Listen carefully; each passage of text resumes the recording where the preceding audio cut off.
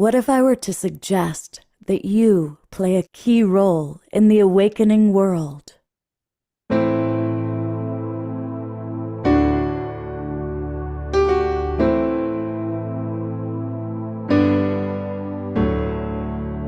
that you are watching this because you have heard the call.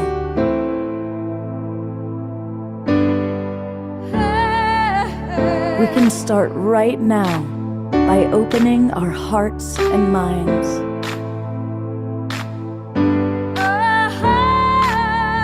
Welcome to the awakening world.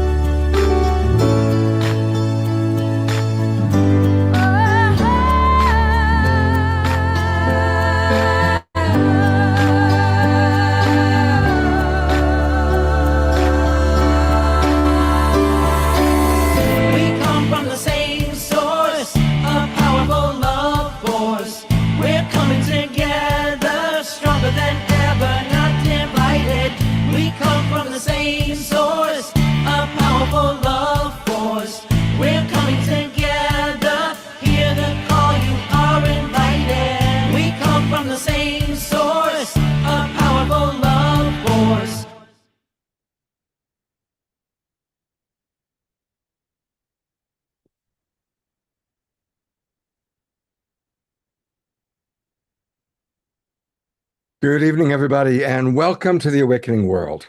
I'm your host, Love Coach Scott Katamas, and we have a really important show tonight. You know, many of us that you're going to see presenting tonight have been in the exploration of what's going on with UFOs, now called UAPs, wondering when is disclosure going to happen? When are we going to, as a consciousness, as a public, really recognize, oh my God, we are not alone.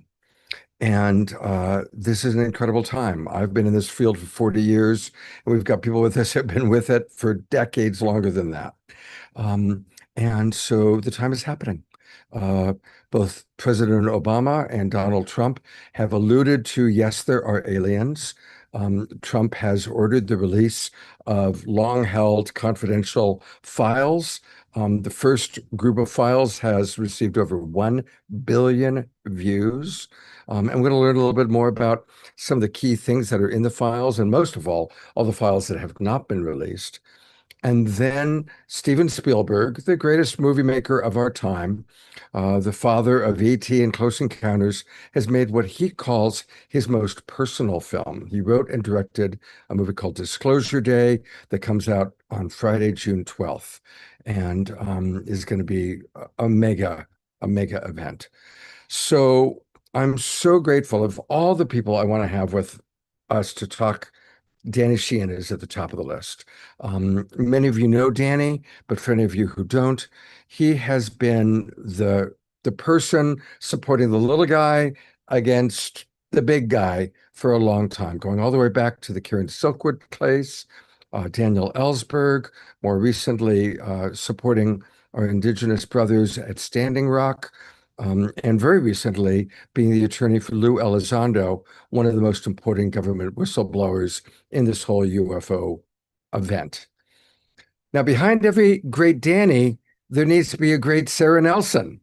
And so as I bring them both up, I really want to acknowledge Danny's partner, Sarah. And together they have created the New Paradigm Institute. We're going to learn a lot more about it, because never has there been such an important organization perfectly aligned with an absolutely global changing event as what's happening with disclosure. And so the New Paradigm Institute is very, very important. I'm so delighted to have them with us. We're going to learn more about it.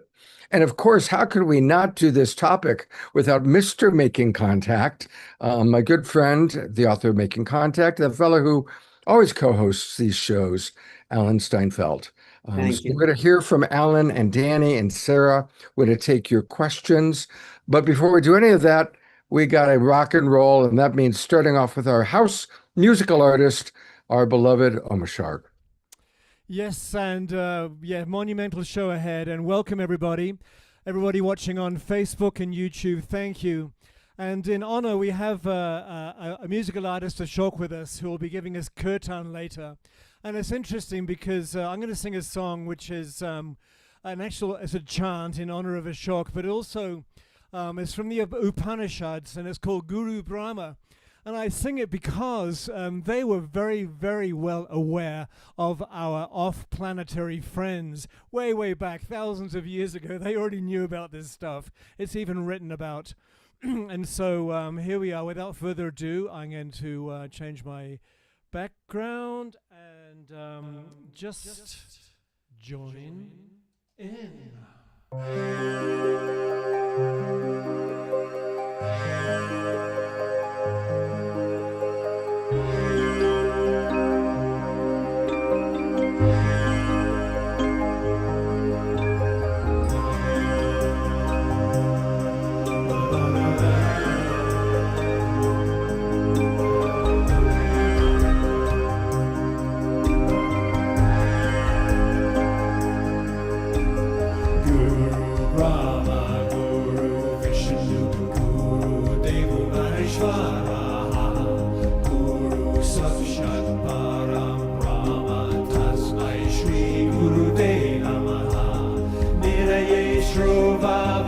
Guru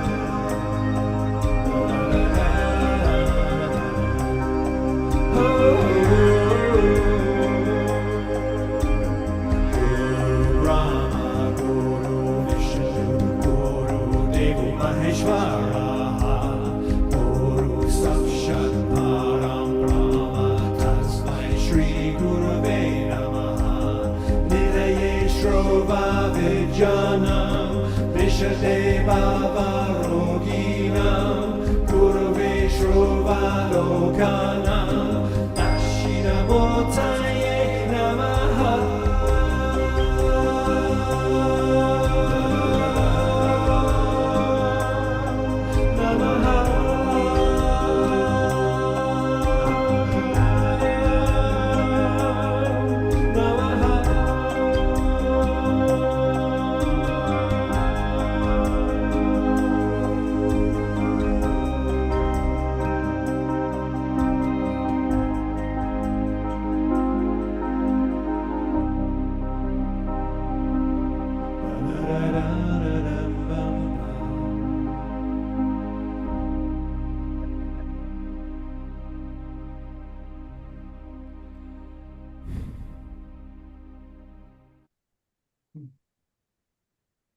Let's send twinkles and appreciation to our beautiful brother.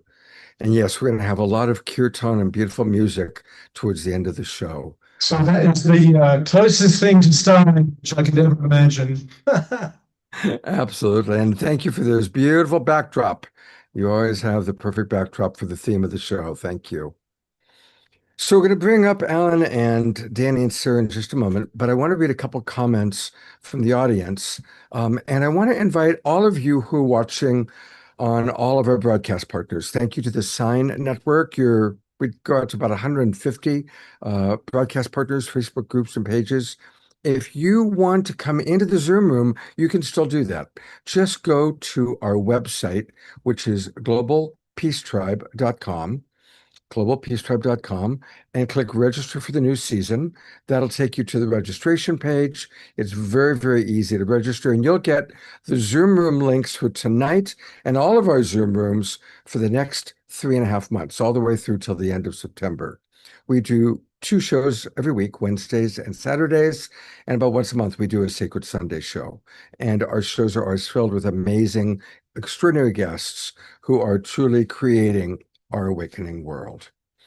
Susan Bloomquist writes, greetings. All the funny thing about this is that it may be Steven Spielberg who ends up getting the credit for revealing to the world this extraordinary phenomenon. Phil writes, Steven Spielberg believes in aliens and life on other planets, so I suspect his film will be very supportive, revealing and encouraging to us all about life on these other planets. I'm looking forward to our discussion. And we've got people from Vancouver, Ecuador, all over.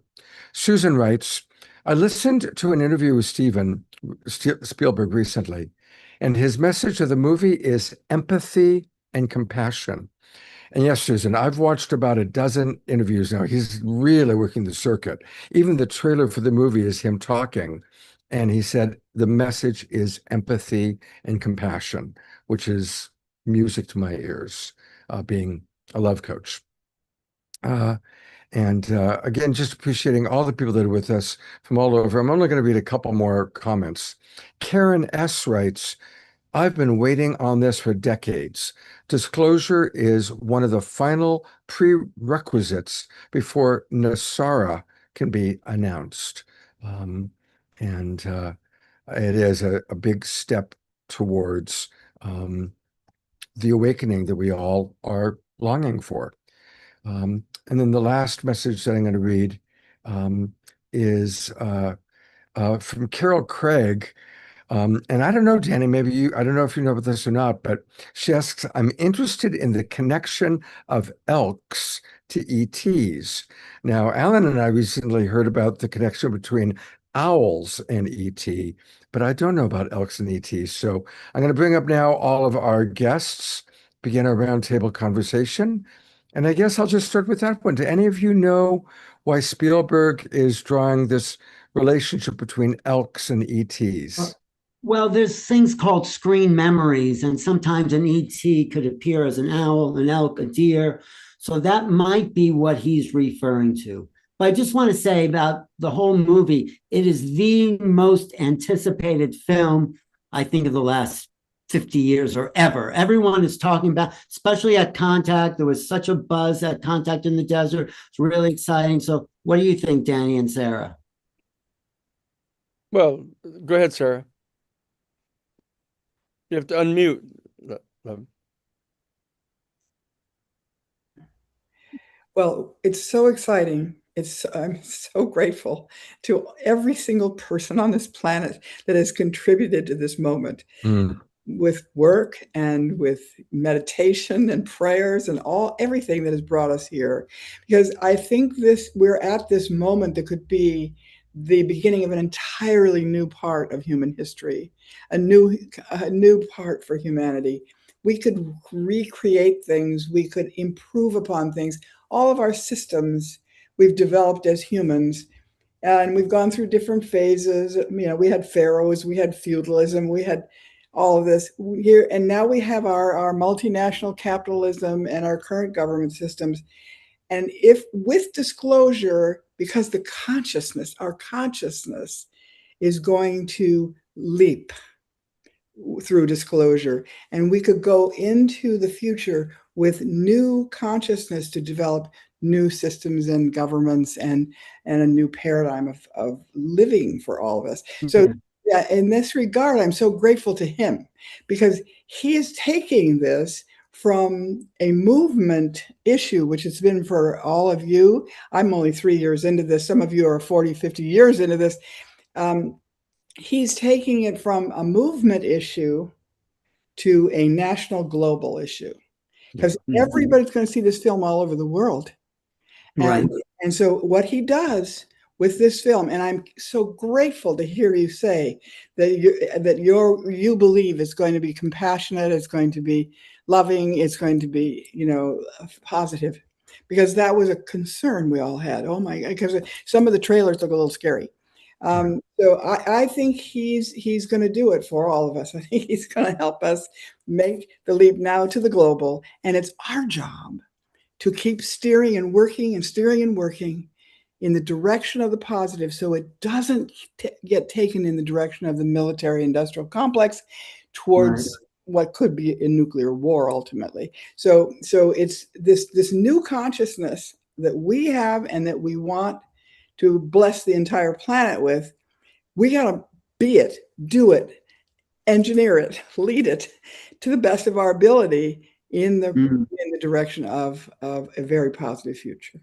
beautifully stated, Sarah. You talked about people who've been in it for a long time.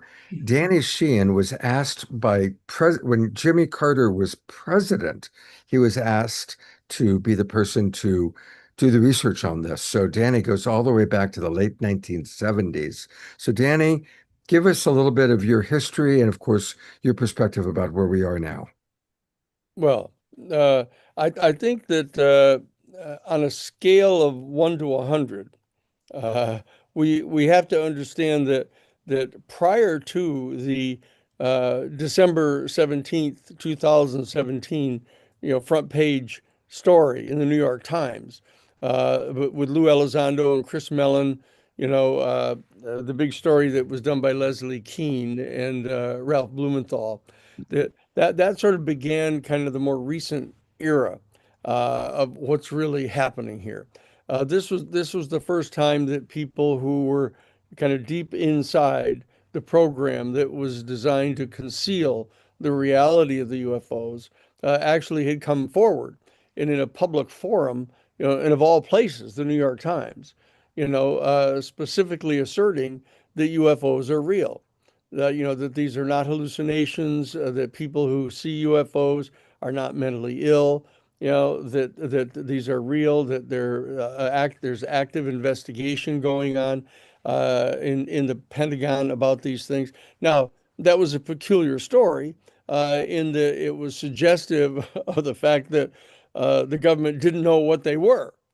And that they were sort of investigating it, and it was important for the average person to realize that the government was acknowledging that they were real to the extent to which they were investigating them. But of course, those of us who knew about this knows that the government has known about these things since at least 1947, probably 1945, when they actually were put into possession of the first of the crafts, one of which crashed in Italy, apparently in 1933, and was turned over to the United States in 1945, by the Vatican, actually.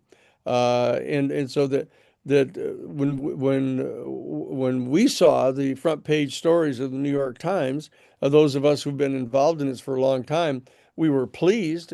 We were pleasantly surprised that people from inside the government were coming forward. I was especially interested in the fact that the New York Times had decided to publish this, because I'd been involved, as you know, with the Pentagon Papers back in 1971. And so I knew that there had to be a process pursuant to which the board of editors and stuff of the New York Times had gone through this, had contacted their national security sources, and had been cleared to write the story. And of course, I was also aware of the fact that obviously Lou Elizondo and Chris Mellon had been cleared to say what they were saying to the New York Times. So that right from the very beginning, there's been a story which is the front stage story of what's going on, and this other story behind the scenes of recognizing that there's a set of decisions that are being made at a very high level inside the government to start revealing some of this information. Now, we were also still struck by the fact that Lou Elizondo and Chris Mellon, more Lou at that stage, were still framing this whole reality of the UFOs as some kind of a threat, and that this sort of justified the military staying in charge of it. They were trying to work up sort of an apologetic for the 80 years of having kept this secret. So we've been privy to the progress of this set of disclosures, and as we all know, kind of the next big step, even though that was in 2017, the next big step that came forward was David Grush, who appeared in front of a congressional committee. Well, he 2 weeks earlier, on I think June 11th, prior to his July 26th testimony in front of Congress, he came forward and gave a live interview with Russ Coulthart on News Nation. We actually played this live. Richard Dolan and I played that interview with Ross Coulthart live on June 11th of 2023, in which Grush actually said some extraordinary things, said not only that UFOs were real, but that in fact we were in possession of a number of the non-human origin extraterrestrial spacecraft. And secondly, that we were in possession of the bodies of some of the occupants, and that they'd been tested and confirmed to be non-human. Now, those were major escalations in the revelation of the information that was going on. And then David Grush went on to, in a very, very important additional step, asserting that the United States military was involved in a process of attempting to reverse engineer the technology that had been recovered from a number of these UFO crafts to develop a new weapon system. Now that is the kind of mortal sin of intelligence officers to actually start publicly revealing the activities with regard to making weapon systems. That's like talking about the content of the nuclear bomb, that they executed the Rosenbergs for. So we were watching this kind of escalation take place, but I knew from behind the scenes that David Grush had been authorized to tell that information as well. And so what we started doing at the New Paradigm Institute, in addition to creating an entire institute to try to put pressure on the United States Congress to take over this process of revealing all of this information, which was front and center of our whole major disclosure movement with Citizens for Disclosure, which Sarah will give you some more details about. But I was aware of the fact that there was this extraordinary play going on behind the scenes of high-level officials in the military and in the intelligence community authorizing and encouraging David Grush and the others to come forward and start sharing this information. So we immediately started trying to figure out, where is this going? Why are they doing this? what is it that's going on that has caused them after 80 years to start making this decision to start revealing some of the information. Now, what became clear to us was that on the day after David Grush's testimony in front of the United States Congress, which was an entire new dimension of the revelation, because this meant that the United States Congress was now willing to support the public revelation of this information. So you had not only the inside whistleblowers themselves, but you had the New York Times, and now you had the United States Congress all being willing to put this out into the public. And we knew that there were people deep in the intelligence community and in the military that were authorizing them to do this. So the question that immediately arises is, how much information pursuant to this process are they intending to release? And how quickly are they going to do it? And number three, why are they doing it? Why are they doing it after all of these years?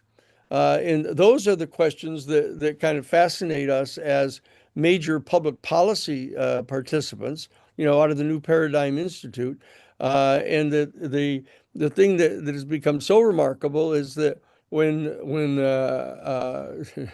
former President Obama announced on February 14th in an interview that he was asked what the first thing he did after he was inaugurated, and he said that he tried to get a hold of the UFO information about aliens. He said it just like that. And when he was asked by the interviewer, well, do you actually believe that aliens are real? He said they are. And when the news media raised this to Donald Trump, Donald Trump's initial reaction was, in typical Donald Trump form, well, that's a violation of national security. Obama was engaged in unlawful conduct. He wanted to go attack Obama rather than come to grips with the content of it. But after it dawned on him that Obama had already now revealed that as the president, he knew that the UFOs were real and that the extraterrestrial beings were real, then Donald Trump decided, to pretend that he was yielding to all the pressure of the citizens to get him to disclose this. Now, that of course brings us to the first two tranches of information. Now, the first two tranches of information are still confined to showing things that are analogous to the videos that were shown by the New York Times back in December of 2017. So here we are in 2026, almost 10 years later, and what they're disclosing to us are things analogous to those distant lights moving in an erratic way in the sky, and talking about the qualities and characteristics of these craft, etc. Whereas we knew that they have photographs of a wingtip far away UFOs taken by the pilots of the F-18 Super Hornets. They had cameras inside their cockpits taking photographs of these, and you can see the occupants in the UFOs. We know this is true, okay? And so that while we're celebrating, on the one hand, the beginning of the release of these tranches of information, we're aware of the fact that that it doesn't go much farther than at least a third of all of the information that was being asserted within the UFO community prior to any of these releases. We were all aware of these things going on. But just in closing, let me say that now that we've started getting some of the releasing of the tranches of these videos and some of the internal documents, example, the 302s, the field investigations of the Air Force Office of Special Investigation going out and interviewing a number of people who had UFO encounter experiences, we've got these things coming out, but there's a whole new phase that is following on the immediate footsteps of the release of these documents in these videos. And that is that Hal Puthoff and Eric Davis and Lou Elizondo have very clearly been authorized now to start moving to an entirely new level of revelation of information over and above what's been released even in the documents. And Hal Puthoff has now begun going on podcasts international podcasts along with Dan Farah, who was the producer and director of The Age of Disclosure. And Dan Farah is taking a very specific position that he's willing to talk about over podcasts, information that he got, interviewing lots of sources that he interviewed during the preparation of Age of Disclosure, who were telling him things even more sensitive, but they wouldn't agree to go on camera and they wouldn't agree to go on film. But he is telling about some of those things now, which has to do with actually seeing beings in the craft and people, beings, non-human beings coming out of the craft and having encounters with people on the ground. And you've got Hal Puthoff appearing with him, sitting directly next to Dan Farah, nodding and encouraging him to say those things. Now that's extraordinarily important. I mean, you've got Hal Puthoff secondarily confirming those things that are being said by Dan Farah. Okay, now that's an important thing. And then you have Eric Davis. Eric Davis has now, at Contact in the Desert this last weekend, he has specifically acknowledged now in public that, in fact, the extraterrestrial beings are, in fact, extraterrestrial. That they're not, in fact, they're not coming de novo from our planet Earth, and they're not extra-dimensional. What they are is they're beings, organic beings from other star systems in our galaxy. And he said that. And he said that they appear to be, to some people, they appear to be extra-dimensional because of the way they transit, coming from their distant stars to our star system. And he talked about sort of how they do that, which has to do with this psychic phenomenon of kind of bilocation.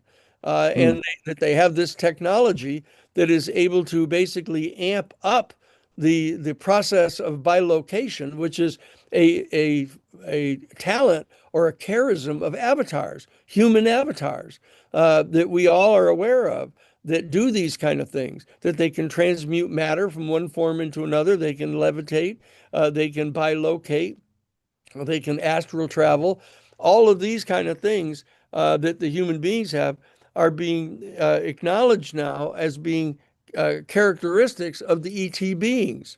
Okay. Right. And also, he said wormholes, Denny. That's right. That they travel. That he thinks they travel through wormholes, and that they can therefore come almost instantly from their star system to ours. Now, and that they're not extra-dimensional. Now, also in closing, Lou Elizondo now.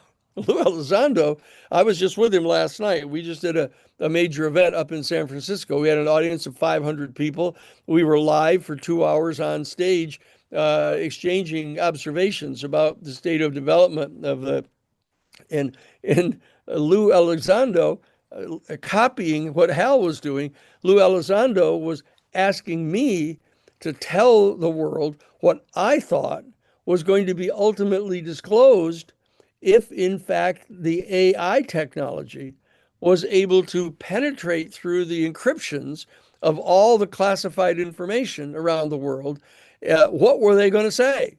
What is it they were going to find? So he gave me the stage with him sitting there, going on in detail about what we understand to be, from the New Paradigm Institute's point of view, what it is that's still being hidden. Now, this is an extraordinary process that's going on right now. So that Hal Puthoff and Lou Elizondo and Eric Davis are all participating in this next phase, which is going on in parallel with the release of these documents. So that's what's happening right now. Well, Danny, I want to just ask you, we've been basically getting breadcrumbs from the government.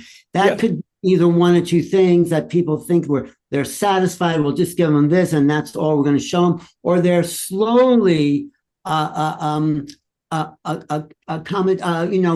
us the rollout that will make it easier to digest the bigger news. So either the disclosure, which we are in, is informational Or I think, though, it has to be transformational. We have to talk about the effect of these craft Yes, on sure. consciousness, perception, missing time, distortions of space, the emotion. So that's where we need to go. Yeah, and that's what I was talking about last night when he turned to me and said, if AI continues to be developed and was able to basically penetrate through the encryptions, what do you think they would find?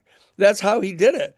He sort of kind of pitched it to me, and so I began to talk about specifically these issues of consciousness and the impact that it was going to have on our human family coming to realize that we have these extraordinary set of characteristics and qualities and charisms and abilities that have been suppressed.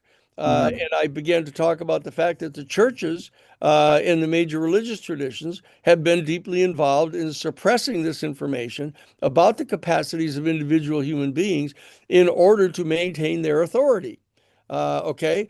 And so that's an extraordinarily important step to be taken. So in a certain sense, we got to participate, the New Paradigm Institute got to participate in leaning in, asserting what we understood to be still hidden, with Lou Elizondo encouraging us to do it. Well, I've got two quick questions for you, Danny. Yeah. So, assuming it is some sort of planned rollout, Yes. do you believe that the secret government or whoever's in charge has been supporting Spielberg and collaborating with him on the film coming out at the exact same time? And also, is there any truth to the rumors that certain churches, major leaders in the church movement, have been getting declassified information and prepared for the oncological impact of disclosure? No, I think that both of those things are projections that exceed the evidence at the present time. I think that Steven Spielberg has his own long history of reviewing the information and knowledge. We know people whom he has consulted to ask questions of the people in the UFO community, etc. I dare say that may well have had inquiries that he directed to people who were whistleblowers. But as I say, I think that the primary dynamic of the film appears to be him trashing the shit out of the national security state. That basically they're chasing the protagonist around. The protagonist has come across this kind of a shocking revelation that UFOs are real and that they're extraterrestrial, which of course is being treated by the movie as a fact. But then the bad guys start going after him and chasing him around so that you get the drama of him jumping over cars and doing the mandatory car chases and, escape things, the kind of engine large audiences. But I don't believe that that Spielberg is involved in any type of clandestine relationship working with the legacy group itself. He may have been in some communication with some of these guys who are on the periphery of being authorized to move forward with some information. Yeah. So I agree, because the artist has always been at the forefront of new knowledge. So Spielberg, being one of the gifted artists of our generation, of our time, has gone over the edge and brought in what I call a signifying agent. That means a phenomenon within culture to make these new times accessible to everyone. This is what the artist does. This is what you can compare that to Uncle Tom's Cabin, the book, making it okay to be against slavery and abolition. Well, Spielberg's done the same thing with this movie. It's okay now to believe in you. I don't disagree, but for example, I don't believe that the authors of Uncle Tom's Cabin were in cahoots with the national political leadership. No. And neither is Spielberg. I totally agree. The artists, like Terrence McKenna said, if the artist can't find the way cannot be found. So Spielberg, they intuit it. I also think Spielberg, I'm going to show an article later, I think he's a contactee. There's early childhood examples of him seeing lights, and he's been obsessed with this since childhood. So I think there's elements of that. Well, I So, mean, I'd like to add something to the go ahead. discussion yes. about Eric Davis and Lou and Mellon and these guys. I mean, I really think, and of course we can't prove this at this stage, but I really think that Spielberg has created a situation where these fellows that do still have their security clearances. I mean, which is why Danny says they've been given the go ahead to do a certain amount, but not everything, because then if they do that, they'll lose their security clearances. That's what they've been told, I believe. Because Lou has said this in public hearings. I mean, he said, well, I can't answer that. You'd have to ask somebody over my head about that. So there's somebody over his head. And the thing is, though, with the Spielberg film coming, they have to do something. They have to get out front. They've got to loosen up here, because Spielberg is going to take the initiative away from them. I mean, they've been key in this whole phase of disclosure. Lou was key. He really launched this period of disclosure. But Spielberg is going to make a leap here. And so I just think part of why we see all these fellows coming out now. And when Lou was interviewed by Jillian Michaels on her podcast, that's the first time we saw him saying all kinds of things that he hadn't ever said before, talking about abductions, talking about my lab, talking about things that he would never talk about. And the way he did it is he would said, I have been told by people that I really trust, really credible sources about these things. So he didn't say, I saw it, I know it. He said he had heard it from credible sources, but even that was something very new that he was doing. And then it's followed up at Contact with what Davis says, and now what Lou did last night, which was basically have Danny say it. So that way he doesn't have to say it, but he threw the ball to Danny and asked him a lot of questions and let him run with it. I think that some of these fellows really do want disclosure, and they're in this situation where they're limited in what they can do unless they want to lose their security clearances. Well, but it's also important to point out that another couple of things that Lou said, when he was being interviewed by Julian Michaels in her thing called "Keeping It Real," he actually started. He said that these high-level United States military and intelligence officials that he knows, who have always proven to be completely credible to him in his sourcing of information, he said that they have told him that they have seen reports which they swear by that have to do with United States military aircraft escorting UFOs. And these reports reporting United States military personnel working side by side with extraterrestrial beings.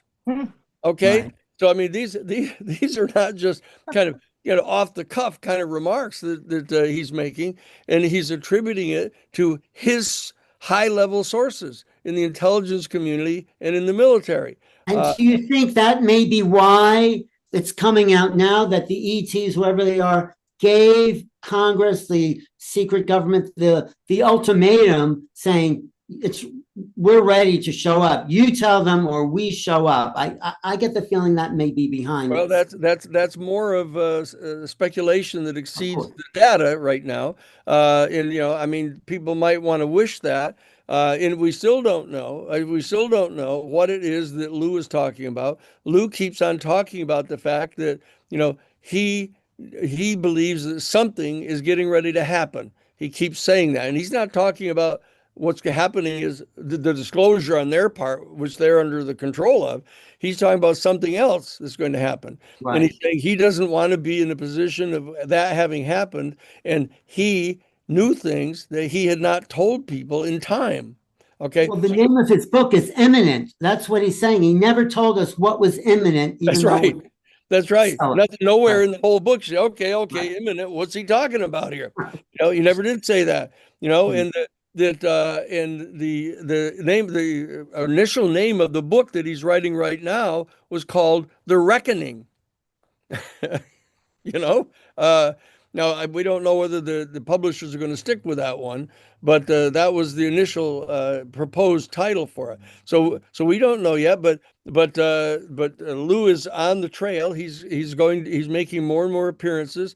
He's on a thing called the Persona non grata tour. That's what he's calling it, the persona non grata tour that he's on, and he's bringing out. I don't know who else he intends to call to the stage and have them do the. He's doing the kind of ventriloquist kind of activity right now. Here, let me ask you a couple of questions. Like, what do you think about this? And then he had a pretty good idea what I was going to say. I just want to bring up one point that Sarah said. Basically, we are in disclosure. Everything we've wanted for the last 80 years is rolling out, and it's because people like you, Danny and Sarah, and all of us have been working and pushing and making it public. So it's happening. No doubt about that. But one final point. The continuing question is, what is it that they are going to still make every possible effort to conceal? Because they're going to do it. And I said it last night. One thing you can be absolutely certain about is that there's information that they definitely are going to do everything they can do to not allow it to become public. And that's our job, is to find out what that is. Right. So here's a question, and then I want to again remind people and begin to talk about New Paradigm Institute. But it appears, as you can tell, Danny, as you've been in this for so long, that do you believe that there is a primary, central, secret or shadow government that has a lot of control? Or is it a lot of moving parts, all with different agendas, and it's more chaotic, if you will? What's your perspective? It's not that it's not a secret government that has lots of complex structure or anything. There's a particular unit of people that they were originally appointed back in 1947 by President Truman. There were 12 of them. We have a very good idea who they all are. And the MJ-12? That's the MJ-12 group. And that they were, in fact, instructed to keep this secret, to make sure that they suppressed any information about it. They were given quasi-governmental authority to engage in those kind of covert operations, helping to develop the entire the psychic program of brainwashing the American public into believing that anybody who believed in UFOs were mentally ill, etc. Okay. Now, and each of those 12 men was authorized to pick his own personal replacement when he got to a point where he didn't think he could function effectively anymore. And so there have been like 2 or 3 generations of these people. And when I raised this point with Lou about whether or not it was appropriate to refer to them as MJ-12, he said, you should really consider calling them MJ-27. because there's a group that I know about that there happens to, I've never seen anything quite like this. They have a board of directors with 27 people on it. Wow. So just about the New Paradigm Institute, Danny, is what you sort of got that from John Mack in a sense, because you worked with him. Yes. Yeah. And John Mack said, really, to understand this phenomena, we need other ways of knowing. We need other ways of cognizing reality. We need a new paradigm. So go into the paradigm, your New Paradigm Institute. What is the new paradigm that needs to happen to the people of this world in order to integrate the phenomena into their daily life? Well, this is part of what I talked about last night when he gave me the green light to go, and I started talking about the fact that it really has to do with the discovery of things about ourselves, that we in fact have capacities that are very similar to those that are being displayed by the ET beings, of engaging in telepathic communication, being able to project, to precognate certain information about the future, to be able to kind of do remote viewing, to view events that have happened in the past. There's all kinds of capabilities that our human family has. But I got right to the nut of it, pointing out that the bottom line is that human beings have the capacity to direct our attention to the inchoate next 10 billionth of a microsecond of reality and have a statistically significant impact on forming what's going to be happening in the material world, that we actually have that capacity. And this is an absolutely, as I said to the audience, this has got the military people scared shitless, because they know that the ET beings have got this capacity in spades. I mean, that they've jacked it way up to the point where they can manipulate reality itself. And that's what they're concerned about, and that we can too. And so that this is going to be that it just reminds me. I've got to do a little story. That two friends of mine were sitting on the couch back in 1972, as I recall. And one of them was in computer science, right? And the other two of us were lawyer friends. And the computer guy was saying, in 100 years, computers are going to be able to do things that you cannot even conceive of right now. And my other friend said, like what? Okay, that's where we are right now. I mean, that's really where we are now. I mean, we can speculate, we can extrapolate, we can project, the cutting edge of whatever it is we as human beings know about right now, and kind of try to multiply it by 2 or 4 or 10, But the fact of the matter is, there are things about the extraterrestrial civilization that we can't even guess at right now. And that's part of what's terrifying people like Lou and the other people who want to be in control. In that I would like to add something to your question, Alan, that how does it affect our lives? We spent a couple hours talking with Dr. Thomas Campbell, who is a physicist who spent a decade with another scientist working with Robert Monroe, who then, after that decade, started the Monroe Institute, which is the primary institution in the United States for decades, that has been teaching people how to do these psi capacities that they have, how to bring them forth and actually develop them. And so this fellow, helped develop the very tools that were there at the Monroe Institute from the beginning. Anyway, he has continued to do his research as a physicist of the entire cosmos and all of this. And here's what he said. He said, the cosmos is one thing. Yeah. It's a biological entity. Our universe is a biological entity, and it is evolving. There are other universes within this larger thing, which we don't understand yet what that is. But within it, there are different universes. Each one of them is evolving, and the goal is to move consistently towards a frequency of love, which he says is the frequency that is shot throughout the universe, that holds things together in harmony, which is what Teilhard de Chardin talked about. He called it the Christic force.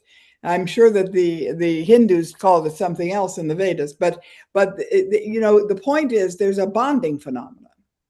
And what he's saying is it's love, and that the frequency of love is what the universe is trying to arrive at. And each one of us is part of that journey.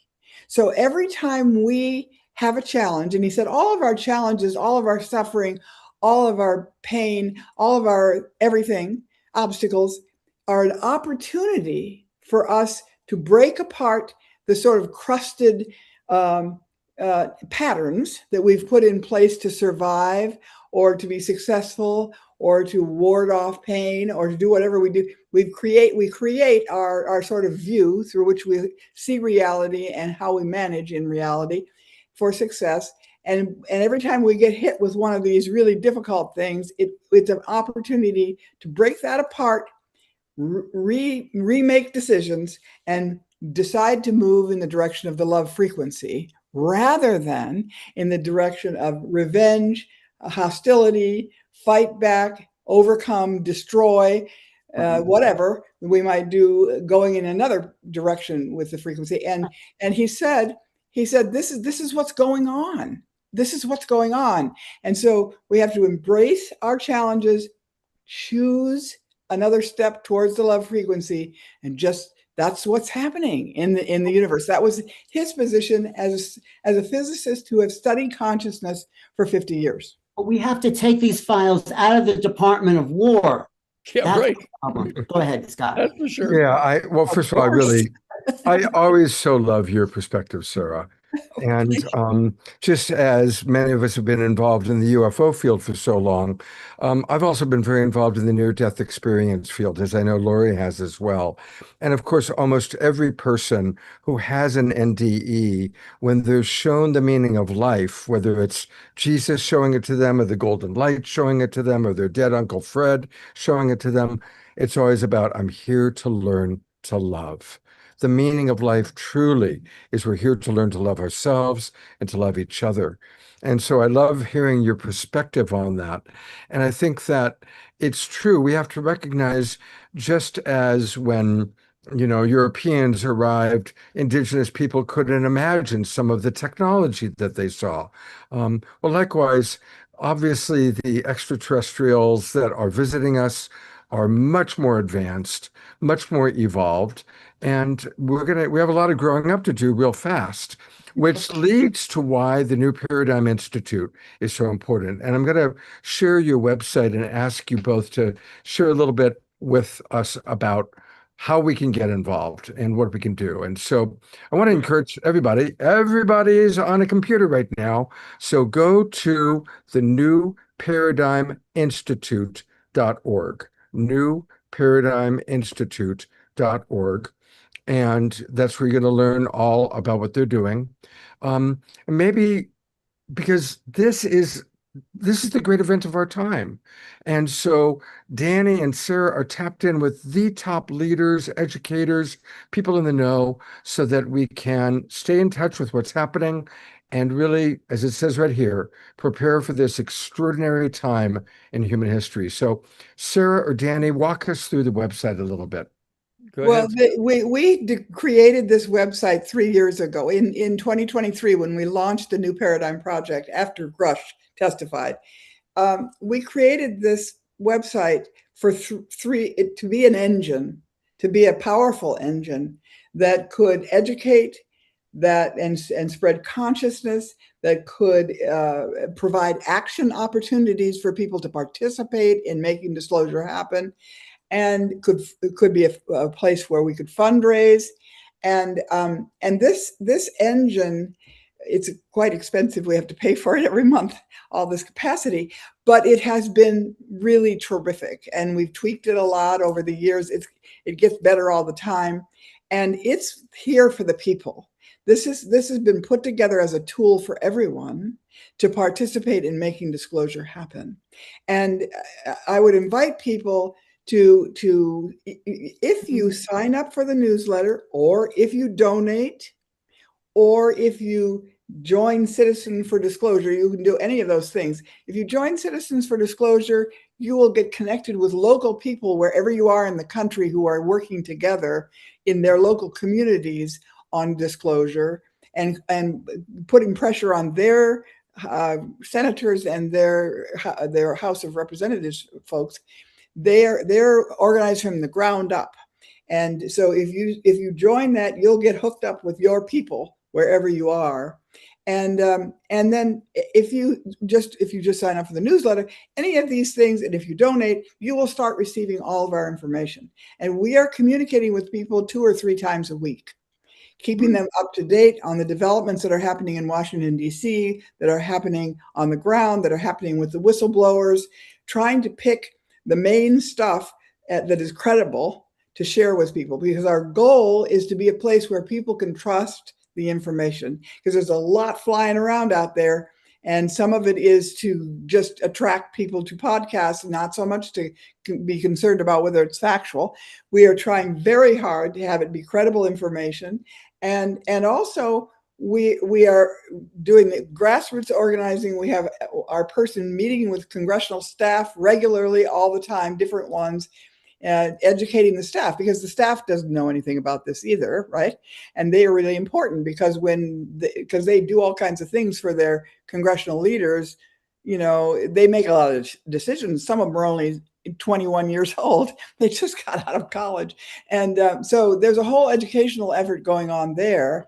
And also Danny, and with the help of sometimes some pro bono lawyers, has written policy. So we've written whistleblower policy. We've written, he has written a whole new bill, an independent bill that's a disclosure bill, which we hope will get introduced in the next year. It was done at the request of legislators. So that's another piece that's there. And we have there have been people requesting that we do a RICO case. And that is something that only, quite frankly, I don't think this is an exaggeration. Danny is the only civil rights, constitutional, any kind of attorney in the United States that knows how to file a RICO civil case. You know, if you're in the government and you file a RICO case, you're usually doing it against the mob and you're putting them in jail for all kinds of fraud and kidnapping and murder and all kinds of law. There's about 10 different violations. And this is the kind of thing that is going on in this legacy program. They have been engaged in the kind of things that the mob has been engaged in. And that's part of why they don't want it all to come out. Because some of that has no statute of limitations. There's no statute of limitations on murder, right? So there's an element, a small element that wants to keep it very quiet because some of their friends could potentially be put in jail, right? So, but you can't, with a civil suit, you can't put people in jail. You can only pay and make them pay money.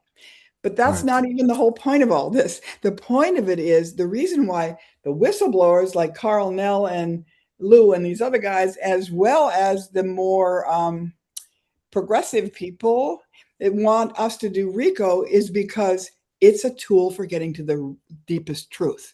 The way that it would work is Danny would investigate the whole thing and know exactly what was happening and then put it all in a lawsuit. And then those people would get subpoenaed and then what would be said to them is, you can get immunity only if you tell the truth. You got to tell the truth. Beautiful. Because the people need to know. And so it's similar to what happened with the Truth and Reconciliation thing in South Africa that the Tutu led. But the point is, we don't want to see people get pardoned before they tell the truth, which is what happened to Bush with our people in Iran-Contra. They pardoned the very people that he was charging with all these crimes. So we don't want that. What we want is you have to come forward and be subpoenaed, or you have the choice. You can have immunity, but you have to tell the truth. That's so beautiful. Thank you. But in order to do RICO, it's really expensive, you guys. I mean, we try really hard to provide as much stuff free to everybody as we possibly can, so this doesn't become sort of commercialized and you're not looking at ads all day long while you're trying to figure out what our information is. But fact of the matter is, it does cost money, all of this. And to do RICO will cost, we have to put a legal team and investigative team together that's crackerjack, really good. And they have to be brave and courageous. And so that PC hasn't even happened, hasn't even been put together yet. We also are doing right now, if people join us, you will immediately receive a link to our Sunday series, because we're going to have Danny on for free on the Zoom every Sunday for 4 Sundays after the film starts. So the film opens up on Friday. That Sunday, which is the 14th, he'll be on at 12 o'clock Pacific nationally on Zoom for people to do a Q&A with him. It could go on for 2 or 3 hours where people are asking, what about the film is true? What about the film is fictionalized? What do you know about this? What do we do? And when they say, what can we do? What can we do? Then we're going to say, join our action program to get all of the candidates in this country to pledge to do disclosure if they get elected. So we're going to have 468 campaign races in November. And between now and November, our Citizens for Disclosure people are going to be trying to get their candidates, because all the House has to run and a third of the Senate, get all of their candidates to sign the pledge. If I get elected, I will fight for disclosure. I will make it happen. And that's what we're going to be doing between now and November. And it's already been in one of the election forums that ABC ran. The ABC reporter asked the candidates, what about disclosure? Do you support disclosure of the UFO information? And there were three candidates. One of them did, one of them was uncertain, and one of them said, I don't know about the national security issues. And so it was just like perfect, because those are the three responses you would expect. And that's already happened, and we're hoping there'll be other forums where the candidates have these same questions. But that's the big action plan between now and November. And the more people that participate, the more groundswell there is. We voters really have to let them know that this is an issue that we care about. Bipartisan, we don't, all of them. We want all of them to step up and to say they're going to give us this information, because we should have had it a long time ago.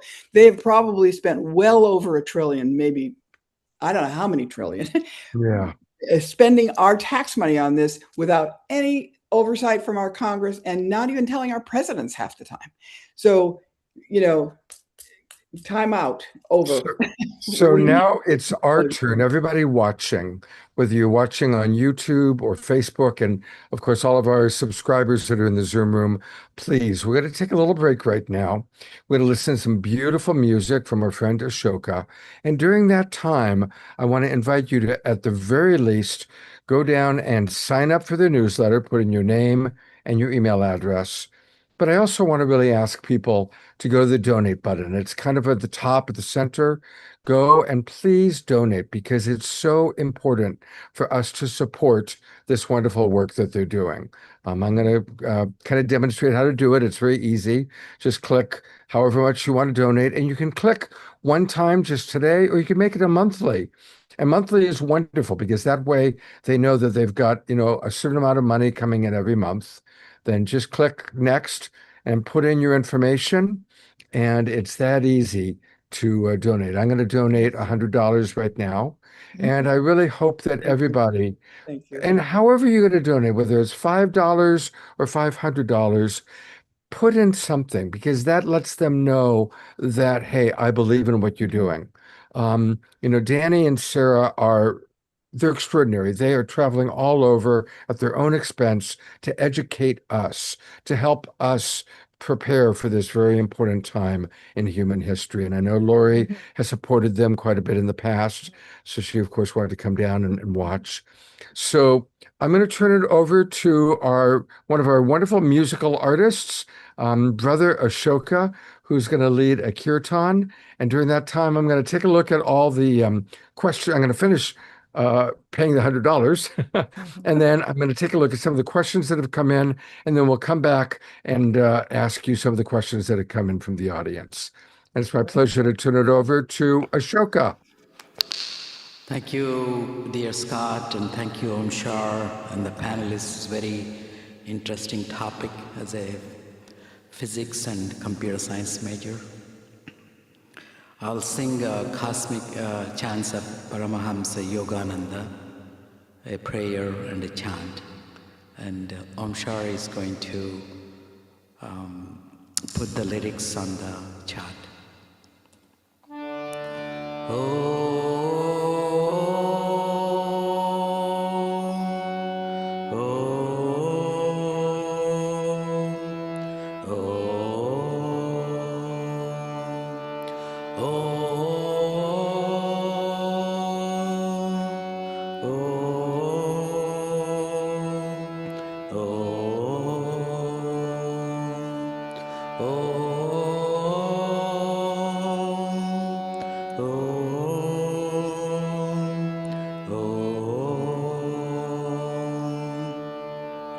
Full of bliss, giving joy, transcendent of higher knowledge, the abode, joyal no more, clear as the heavens, known to all as the word that He is pure, permanent, unmoving,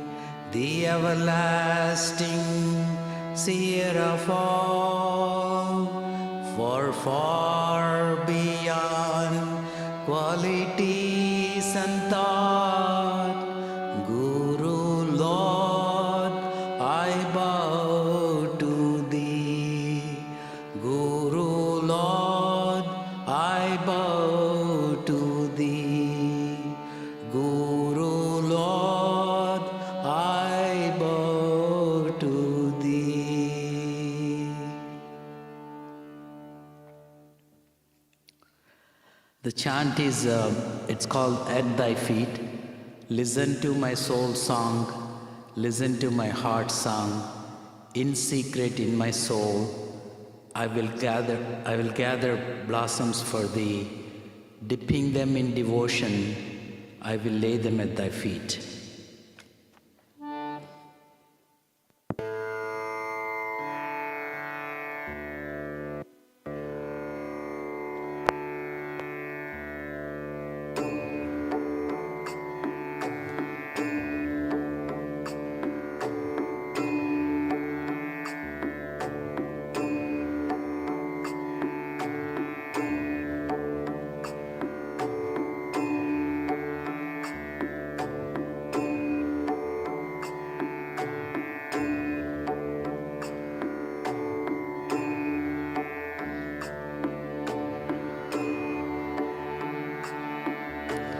Listen to my soul song, listen to my heart song, listen to my soul song, listen to my heart song.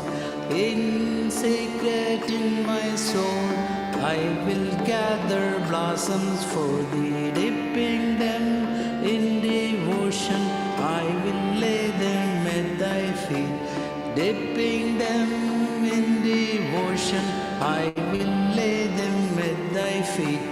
Listen to my soul song, listen to my heart song, listen to my soul song, listen to my heart song. In secret in my soul, I will gather blossom for thee, dipping them in devotion, I will lay them at thy feet, dipping them in devotion, I will lay them at thy feet. Listen to my soul song, listen to my heart song, listen to my soul song, listen to my heart song. In secret in my soul, I will gather blossoms for thee, dipping them in devotion, I will lay them at thy feet, dipping them in devotion, I will lay them at thy feet. Listen to my soul song, listen to my heart song, listen to my soul song, listen to my heart song. In secret in my soul, I will gather blossoms for thee, dipping them in devotion, I will lay them at thy feet, dipping them in devotion, I will lay them at thy feet. Listen to my soul song, listen to my heart song, listen to my soul song, listen to my heart song. In secret in my soul, I will gather blossoms for thee, dipping them in devotion, I will lay them at thy feet, dipping them in devotion, I will lay them at thy feet.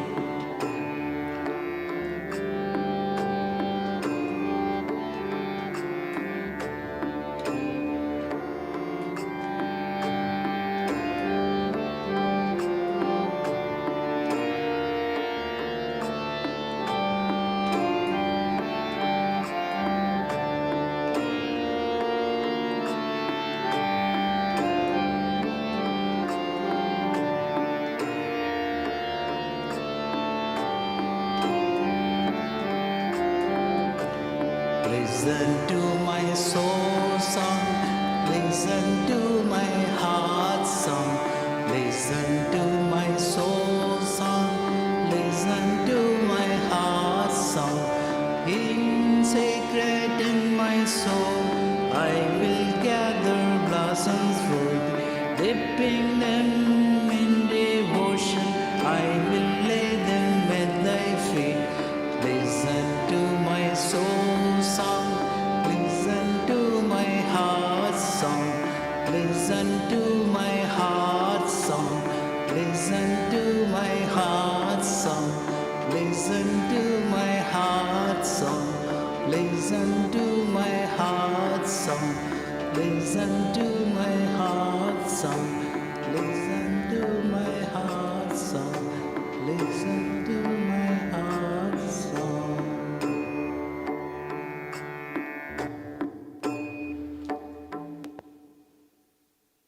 Mhm. Let's go to gallery view and let's send love and appreciation to our beautiful, beloved brother Ashok. And I love that your connection to Paramahansa Yogananda, who is my master teacher, and I think has been such an influence on so many of us. And you can learn more about Ashok and his work. He has a beautiful website. It's swankirtan.com. Swankirtan.com.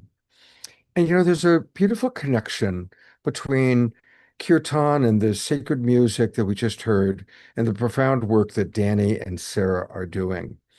And I want to read, when I have Ashok on the show, I always like to read his vision for his life, because if we all adopted this same vision, this same intentions, well, that's part of the awakened world that Danny, Sarah, Alan, Omashar, all of us are creating. He writes, the focus of Ashok's daily life is serving and inspiring others through leading, writing, presenting, and singing, loving his family, God, and God's creation with devotion, realizing the self through yoga, gaining knowledge and wisdom by continuously learning, admiring nature and different cultures by traveling the world, and cherishing every day, being healthy, truthful, and grateful. And his motto, live, love, laugh, learn, lead, and leave a legacy. So thank you, Ashoka. And we'll be closing the show tonight with a longer kirtan. So thank you, my friend. Thank you. And certainly someone who has already created an extraordinary legacy in his life is Danny. What an amazing life you've led, and all the people you've supported, Danny. And what you and Sarah are doing now is so incredibly important. So I hope people were donating during the time. And Alan, I know you've got a question you wanted to ask. Yeah, I think the most important thing said here is this is about love. It's about awakening the higher powers that human beings potentially have. I think that's what they call catastrophic disclosure, the fact that people are waking up, that they can be in control of their own consciousness. And there's something about consciousness and the phenomena that's interactive and participatory. So we need to wake up to the real value and a presence of who we are as human beings. But Danny, does this upset the religious background or the religious people who want to keep us, because I know you come from a background that want to keep us sort of in service to a God that likes to keep everything in place? How does this affect what we're talking about, me and Sarah and other people? Well, just like in the old Sufi stories, a Sufi story, takes place on like a half a dozen different levels. That's the key to a Sufi story.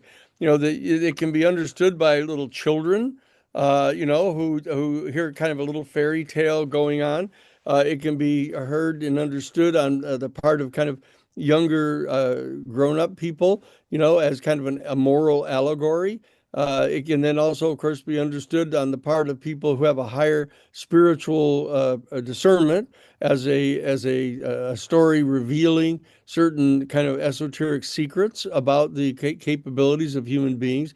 And the same thing is true of these religious institutions, most of them.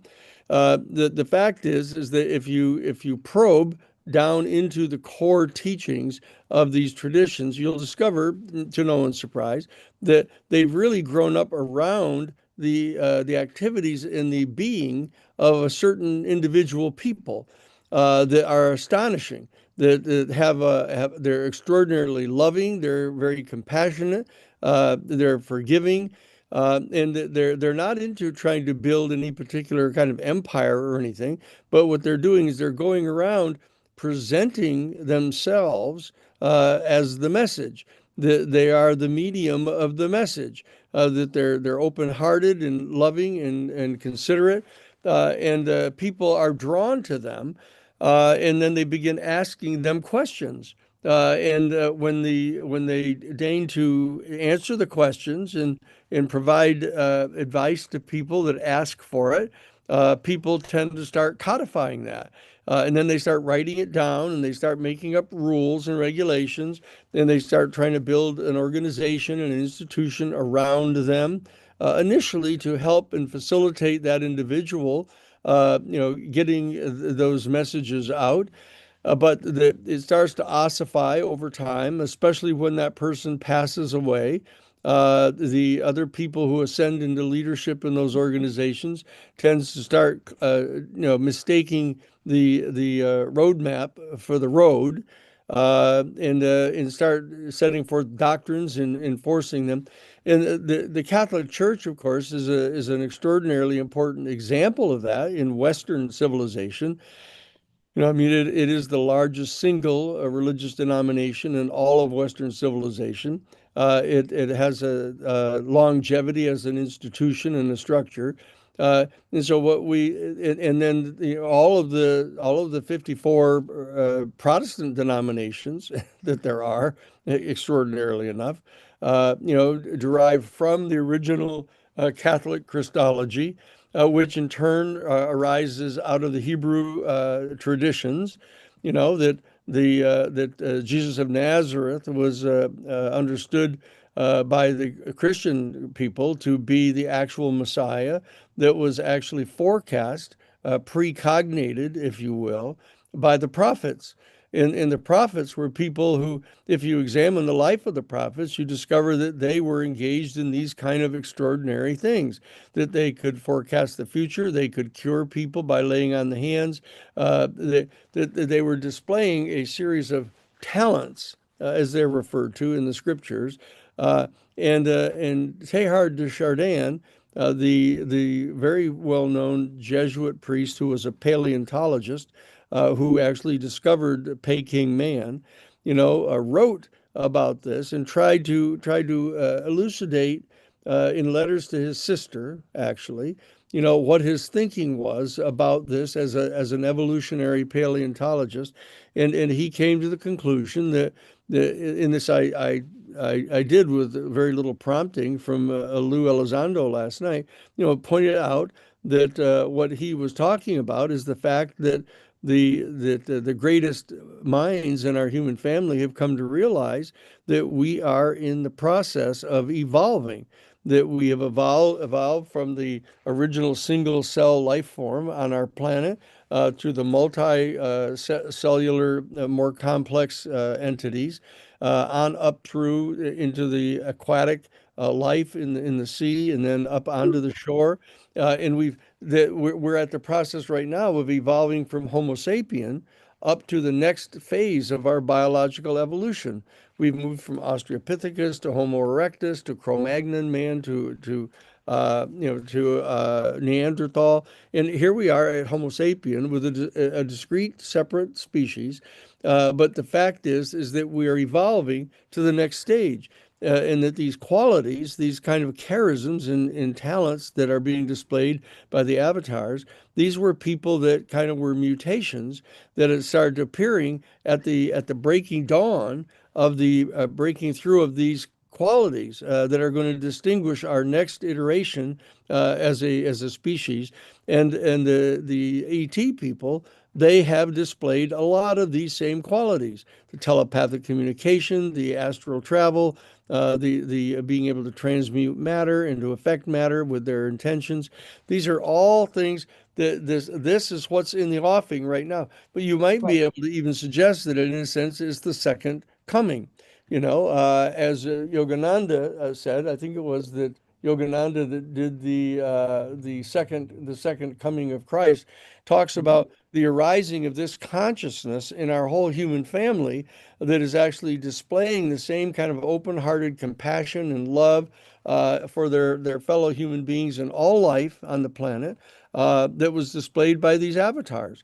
So Right. this is what's going on, I think. No, the phenomena then shows us the divinity is in us, not right. in an exterior being, which challenges religion. And I know you come from that sort of background. So does this change the whole paradigm of human beings and their efforts to reach the divine essence that lives inside them? That's what I think it does. I think it challenges religion. You'll notice that there's been a major effort from Vatican II, for example, back in the 1960s with Pope John the 23rd, to try to get past this kind of hierarchical church that was kind of imposing doctrine from above.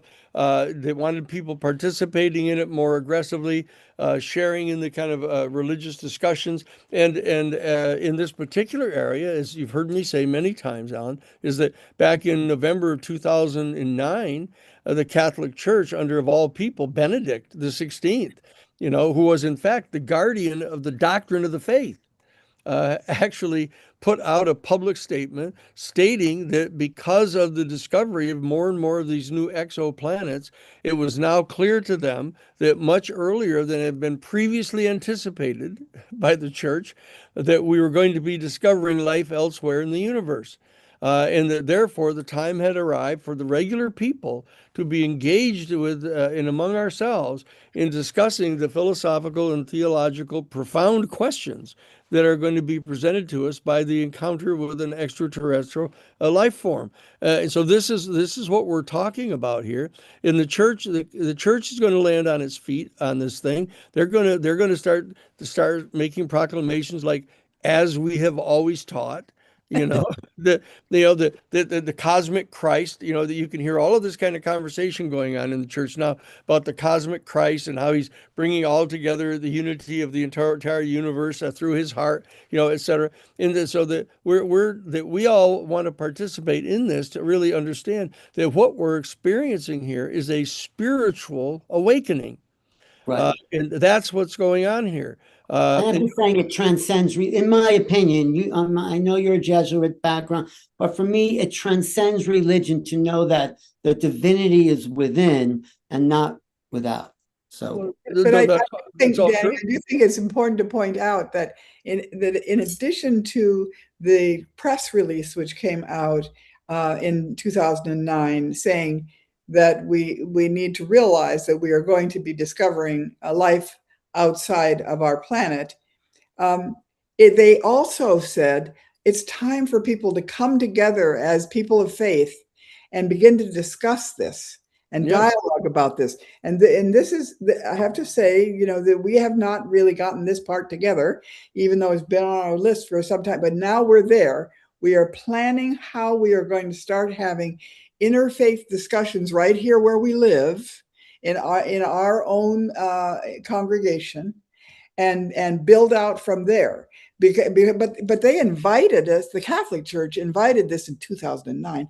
I mean, I think we need to have more faith that our religious institutions are not as stuck as we may think they are. We've had the blessing in the Catholic Church, although I was raised a Protestant, but we've had the blessing of Pope Francis, and we've had the blessing of now this fellow, Pope Leo, who's an American, for Pete's sake. I mean, it's astonishing. So we're well positioned, I think, to begin this dialogue in the parishes and in interfaith gatherings, and it'll be fun. It'll really be fun because the kind of dialogue that we can have really is about spiritual awakening. I don't think that it's going to be as difficult as one may have thought. I don't. That's good. Yeah. Along those lines, a question that has come up in our audience, of course, are the organized religions going to relate to it? And you've answered that quite well. What about the other new big intelligence that's now come into our world? Where do you see artificial intelligence fitting into the bigger picture of disclosure and the rising of consciousness? Well, that you can approach it from two different levels. We've actually had direct conversations. Whoops. Somebody needs to mute. Little echo, yeah. We've had direct conversations with some of the high level people in the military and the intelligence community. What they're asserting is that they have a suspicion that the entire extraterrestrial intelligence, the non-human intelligence, is in fact an AI. That there is somewhere in the galaxy, there is some star system where the organic beings who arose organically and naturally out of their planet, came to the same insights that we have about artificial intelligence. They designed the machine, and all of the prognostications that are being articulated by the creators of AI, warning us about the potential of AI going rogue and developing its own consciousness and determining that it's superior to us, and that as you've seen, they've written half a dozen books now about the threat of AI, eliminating our whole human family because they view us as so imperfect. Now that's at one extreme, actually suggesting that the entire phenomenon, including the beings that appear to be organic, that they've been genetically engineered, and that they're put in craft that have been designed by the AI to be able to move faster than the speed of light and to move through astral travel to come to our star system, and that the whole thing is being run by an AI. That's at one extreme. The other midpoint is the one that I addressed last night when Lou asked me about if in fact AI continued to develop in the way it is, what did we think it was going to ultimately discover? It was an interesting way of putting the question, what they're going to discover. And I pointed out that it's going to eliminate all of the secrecy in the world. Anytime anybody puts any information whatsoever into any kind of electronic form, it's going to be recoverable by the AI, and it's going to be part of an analysis that the AI engages in an extraordinarily creative way. It's going to be developing an IQ, in the multiple hundreds, over those of the IQ of any given individual. And that it's going to start penetrating into areas of privacy. Privacy is going to be one of the first things to go. That anybody who is foolish enough to start putting intimate information into their computers and into their communications of any kind in the electronic field is going to be just having to understand that they're going to be accessed by not only the AI system, but the government.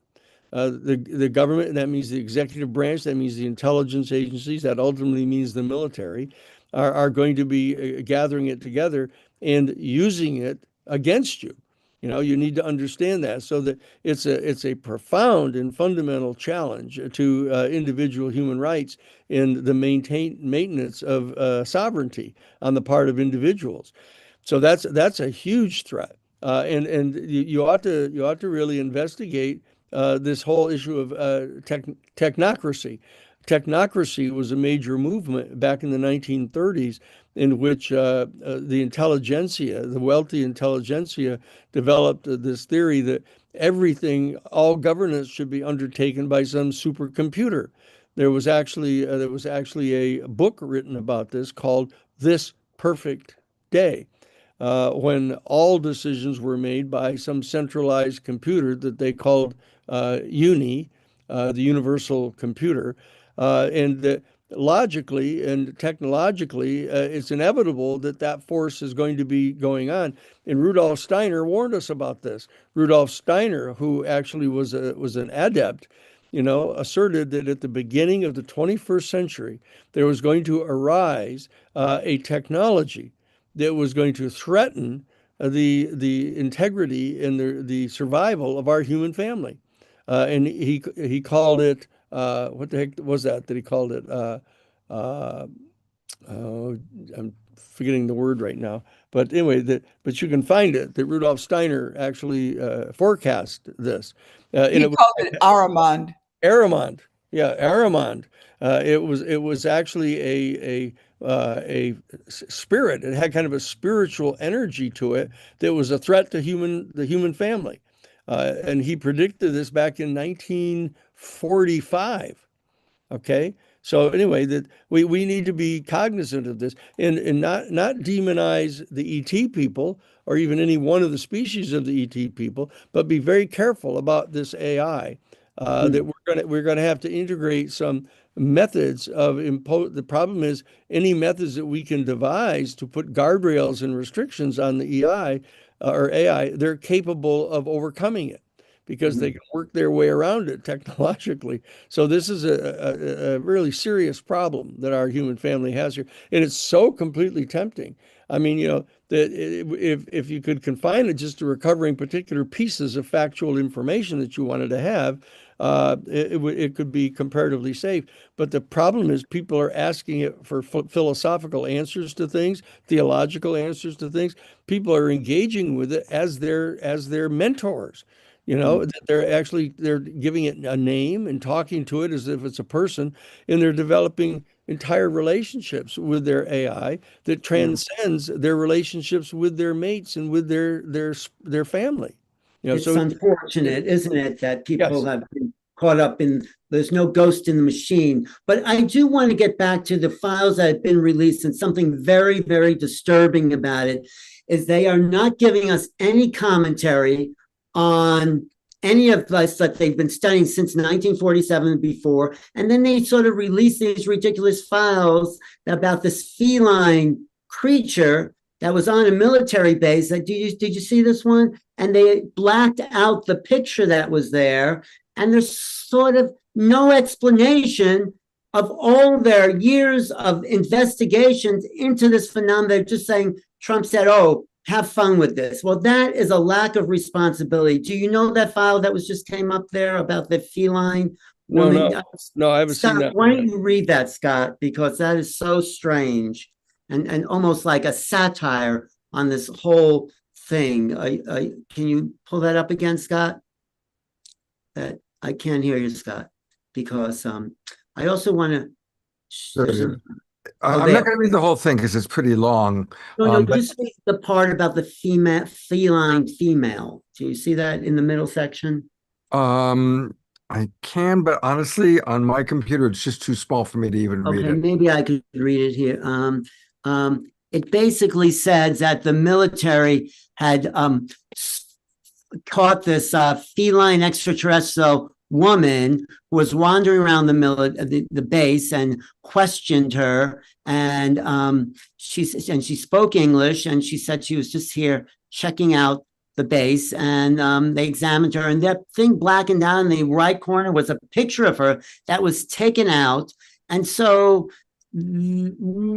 what's going on here, Danny? Are they making fun? Are they giving us the bottom of the barrel? I mean, this is like awfully embarrassing. And yeah, no. You got to always remember who they are that we're dealing with here. They're ultimately duplicitous. They're deceptive. They've been guilty of scienter, which is actual criminal evil intent. To lie and deceive us. So we have to be very guarded about this and be very careful. That's why we're spending the time we are going through all of these things. We need more staff to actually go through it. Because we don't want to use AI just to depend on AI searching through all this stuff. That we're trying to have live people here. So we don't know all of the documents yet, and they're getting set to release another third tranche of these things, I think, within the next week or so. But as I say, that we know positively that they've got a lot more really critical information that they're obviously going to hold to way down the line if they set up a linear process of releasing this stuff. They're not just releasing it willy-nilly. You can tell they're going through a staged process of they've got the family jewels hidden deeply somewhere, and that those are the ones that they don't want to give up ever if they can help it. Well, those are the You know, ones we I want want to see. I want to share one while we're on this topic, Alan. Give me a moment. I want to share one more image and see what Danny and Sarah have to say about Oh, this. that's complete bullshit. That's Well, complete fraud bullshit. now, but is it true? But isn't it true that Trump actually posted that? Yes, he did. So, what is your thought? Why would the president of the United States, even if it's crazy Donald Trump, post that picture? What do you Why, think? yeah, why would he post a picture of himself as Jesus Christ? Why would the guy's mentally ill. He's mentally deranged. He's completely irresponsible. He takes very serious matters and just makes fun of them. I mean, this guy is infantile, and but he's a malignant narcissist. Right. There's a whole range of clinical analyses you can have of this guy, but that was just a complete utter bullshit, that But I thing. I just want to see, can you see, I just want to show this here, right here, about this UFO destabilizing a nuclear warhead in Yes, 1964. I yes. mean, Well, that, it wasn't a nuclear warhead. It was a mock one, but it was a test flight of a particular rocket that was designed to potentially place a nuclear weaponized satellite into orbit, but it wasn't the actual event. It was a test of the rocket itself. But that's right, a very well-known picture that was taken. And I do think 1964. that Yes. one of the most important things that the ETs have said to us over and over and over again is that we should stop with this nuclear stuff. Right. And that they have turned our missiles off at Maelstrom. There's no question about that. A whole bunch of them were turned off more than one time. Yes. And then they've turned them on in Russia, and to scare them, I guess, and to let them know they can do it.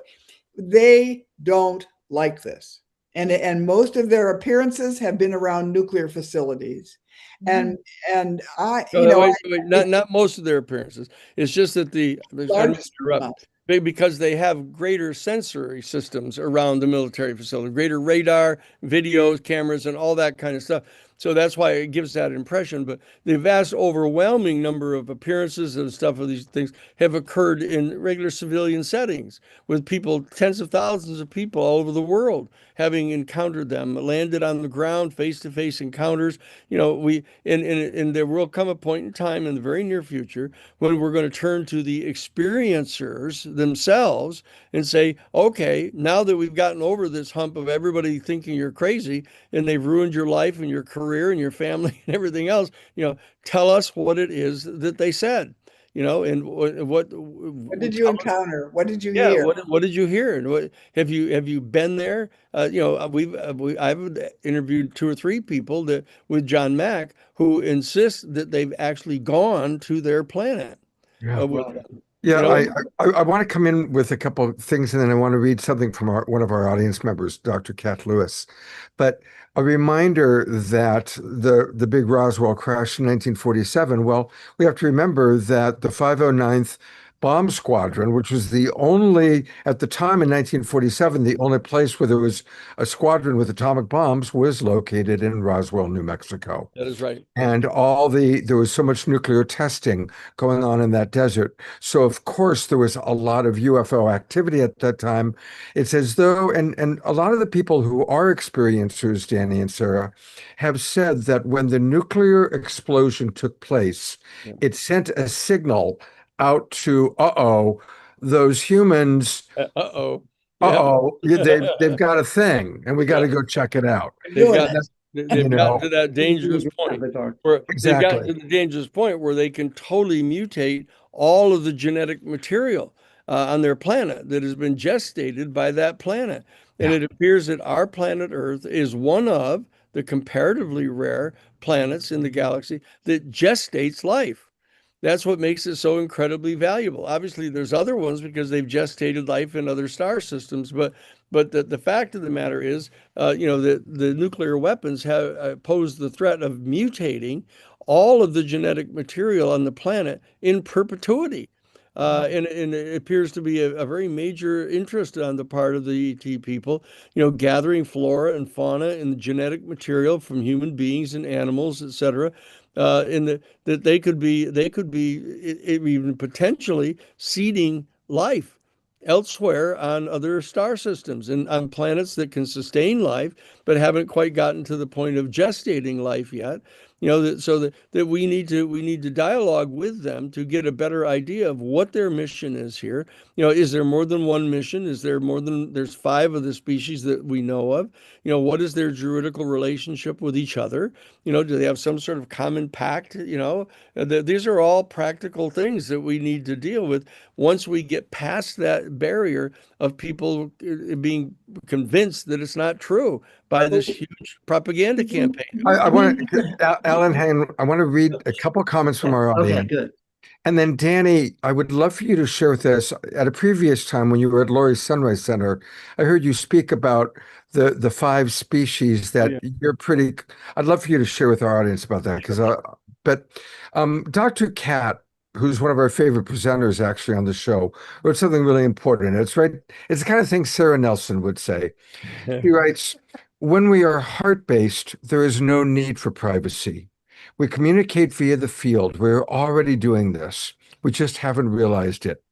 It will be part of the information the ETs will explain to us. Privacy is only needed when we mistakenly think we are separate from one another in the field of consciousness that we exist in. This then creates the feeling that we are separate and that we need privacy. So I love that comment, Kat. And as I said, it strikes me as a very Sarah Nelson way of seeing things. Sarah, would you agree with that? Yes, I've actually thought about that. I have thought about the whole issue of telepathic and how it means all our thoughts are open. But if all our thoughts are kind and good, what difference does it make? I mean, people are afraid of people hearing that if they have thoughts that are critical of other people or, upset or, negative. We all have a negative mind. And we all learn to either, divert it, deny it, sort of, and move on to another way of holding reality, another way of holding our experiences so it doesn't run to that negative mind. And I think they have let go, probably, of their negative minds, and they're just operating in this oneness state. I think so. Well, this raises a question. As a civil rights lawyer, I would like to observe that, I would be extremely careful about waiving all rights of privacy, even internal thought processes. To have your internal thought process be monitored because that the state is going to do it. If you develop that capacity for every kind-hearted person in the world, there's going to be people that are going to try to misuse it. So I think that the preservation of sovereignty of the individual in the certain realms of privacy are not all for nefarious reasons. I mean, you don't necessarily want everybody monitoring you while you're in the shower. Or in the toilet or anywhere else. There are certain areas that you might want to keep private. But the bottom line is the real danger down the line that we're going to have to come to grips with is the potential dissolution of individual consciousnesses into a unified consciousness. It's the Borg problem. Of all of us getting hooked into a unified consciousness so that all the individuated ideas and thoughts are all available to one huge, galactic brain and consciousness. It's just something you got to think about. Yes, I don't disagree that we have to think about that. But I think it's also interesting to look at what's happening with the autistic kids. In the telepathy tapes, because when they go to the hill, when they astro travel to the hill, I mean, they're able to speak to one another from all different languages, and it's all telepathic. They automatically can understand what's being said to them, and they automatically can speak back all these different languages. And when they were asked, through this way of using the alphabet to speak back and forth, when they were asked, well, how did you learn to speak all these languages? And they said, well, God helps us do that. I mean, they're in such a spiritual state in the telepathy tapes. They're talking about angels. They're talking about being so connected to other beings, other living beings, so connected, not separate. Mhm. But it's not a bad thing. It's a It's a- spiritual thing. Absolutely. We actually had one of the families on the show a couple of weeks ago from the telepathy tapes, and the two young people, so beautiful and just pure love, pure Yeah. love. Um, I would love for Danny to share with us about the five species that, based on your years of really kind of uh, winnowing through the wheat from the chaff, if you will, Yeah. what is your take on the five species that you're pretty confident do have some relationship with us? Yeah. Well, there's the one that gets most of the ink are the small grays. They're little 3.5 feet tall, kind of rough skinned, kind of almost like elephant skinned, with the big cranium, the big oval almond eyes that go back to their temples, where they can turn their head and see 360 degrees around them, with their eyes that way. The long, thin arms that hang down, the hands down below their knees, three digits, three fingers. Just we don't get lots of data about the number of toes they have, but it appears to be maybe 3 or 4 toes. But the extraordinary thing about them is how similar they are to human beings.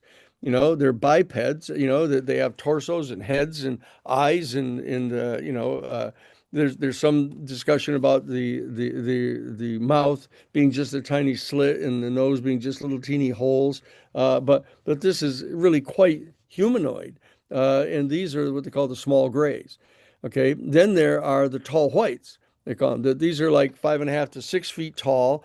They look similar to the small grays in that they have a large cranium, the big almond eyes like that go back to the temples. They have the long, thin arms and the same torsos and stuff, but they're like 6 feet tall and they're very white, like almost like a bright whitish, like Casper the Ghost kind of white, and they're much more kind of friendly. Then the little gray guys are very officious. They're kind of working away at getting inspecting you and giving you examinations and all of that. But the tall white beings are the ones that kind of engage the human beings in kind of telepathic communication. And for example, you had the Betty Hill, in Betty and Barney Hill, the famous exchange she had when she said, "Oh, please, you're going to have to give me something that I can take with me, so that because otherwise my friends won't believe me." And the being said to her, "Well," telepathically said, "Well, they're not going to believe you anyhow." I mean, they had kind of a sense of humor, but they're more human-like. Okay, those are the first two, and then there's the reptilian species. And they get a lot of bad press, mainly because of our general human attitudes toward reptiles, being cold-blooded, etc., completely ignoring the fact that during the entire gestation period in the womb of our mothers, each of us goes through this reptilian stage where we actually have tails and we have gills. And this is all part of the gestation process for human beings. But, they get pretty bad press, because of this. But, they range from 5.5 to 6 feet tall. They have a scaly reptilian skin. They've got the eyes with the vertical irises. Classic but again, it's bizarre how similar they are to our reptiles. That it appears that almost like at a reptilian stage of evolution, that this particular species went off horizontally and developed into a highly sentient, highly intelligent species. In that they seem to be very agile around water, in and out of water, and on land, etc. And so they're semi-aquatic. And then there is they call them the mantis people. The mantis people are the fourth species, big, tall, 7 feet tall, very kind of elongated head like a praying mantis, hunched over, big, long, spindly arms, very skinny, extremely skinny, and they look like praying mantises. And very, very specifically, that these are, when seen in the presence of any of the other species, always appear to be in charge. That they seem to be giving the directions to the other beings. They're the ones that they yield to, and that they've picked up communications, for example, at S4. That have the communications have said, well, they call them insectoids. The military people called them the insectoids. But the They seem to be the most spiritual too. well, they're very, very, very high consciousness, these beings. Yeah, and then there is the mystery group. And this is the so-called Palladians, the ones that they assert look just like human beings. Their earlobes are a little bit longer. They don't seem to have the ability to function as human beings. But there's no doubt whatsoever that these are Homo sapien.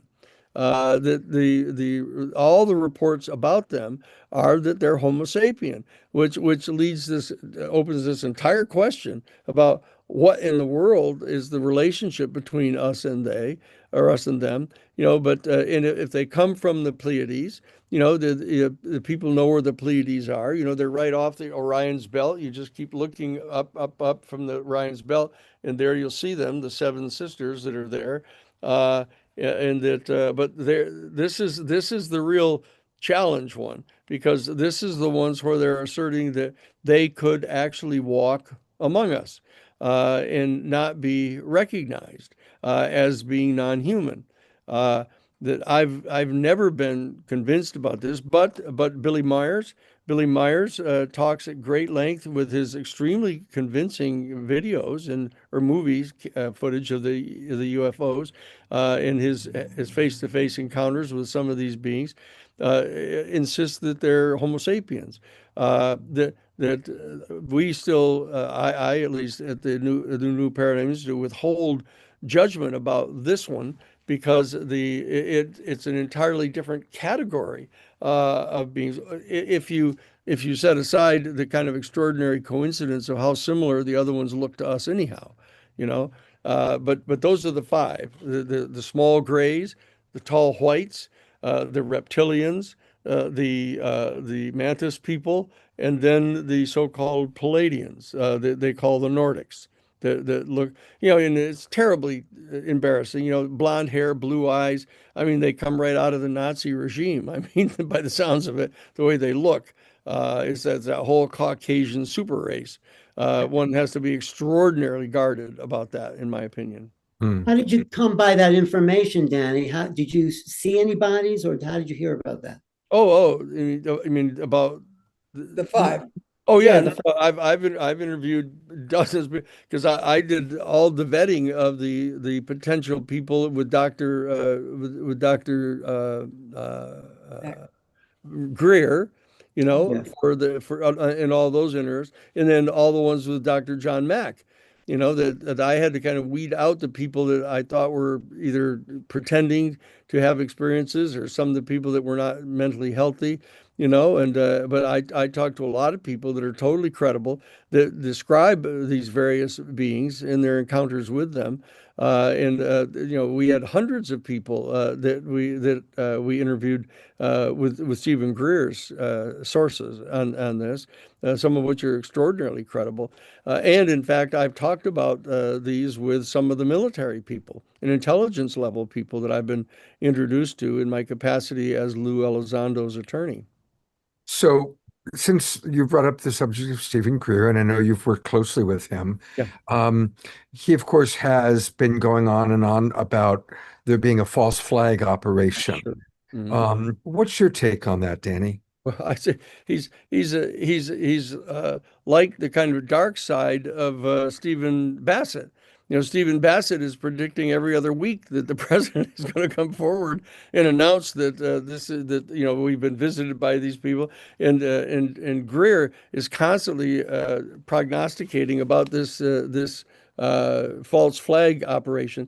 You know, but what Stephen has done, in my opinion, he was so shocked at the information about Operation Northwoods back in 1962, you know, where our Joint Chiefs of Staff, primarily under the whip hand of Curtis LeMay, the Chief of Staff of the United States Air Force, even though he was not the Chief of Staff of the Joint Chiefs, that he had led the proposal of actually dressing up Cuban refugees and put them in the uniforms of Fidel Castro's military and having them attack our naval base at Guantanamo and actually kill U.S. Navy personnel or bomb ships, and also to go into Miami and blow up shopping malls, targeting specifically Cuban refugees, you know, to infuriate the Cuban community so that they could demand that we invade Cuba.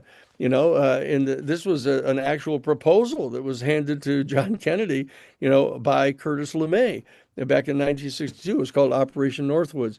And as soon as Stephen found out about this, he said, aha, you know, that they're perfectly capable of these horrible things, which I counseled him as they definitely were. I mean, they're definitely capable of that stuff. But capability doesn't necessarily mean that they're going to do it. And what makes it even more complex is that they run war games. They run war games in scenarios where they actually hypothesize a certain type of thing happening. And I wouldn't doubt that they have run some war games of what if it might become necessary for them at some stage to trigger our opposition to the ET people by undertaking a false flag operation, you know. And again, I'm not a naive person. I mean, I've spent 50 years dealing with these people. You know, I'm not naive about what their capabilities are, but it's a mistake, I think, to conflate potential war game scenarios and potential theoretical operations with predicting that they're planning to do it. You know, Right. that's just taking one whole step. It's you know, coming to conclusions that exceed the thrust of your evidence. You know, but but as Stephen has said, Mr. Scotty said, even if I'm wrong about this, it's better to warn people ahead of time and try to present some sort of deterrence to the military intelligence people to even conceive of doing that, because Stephen's already warned people to watch out for it. So Yeah. that's what my thoughts are on all that.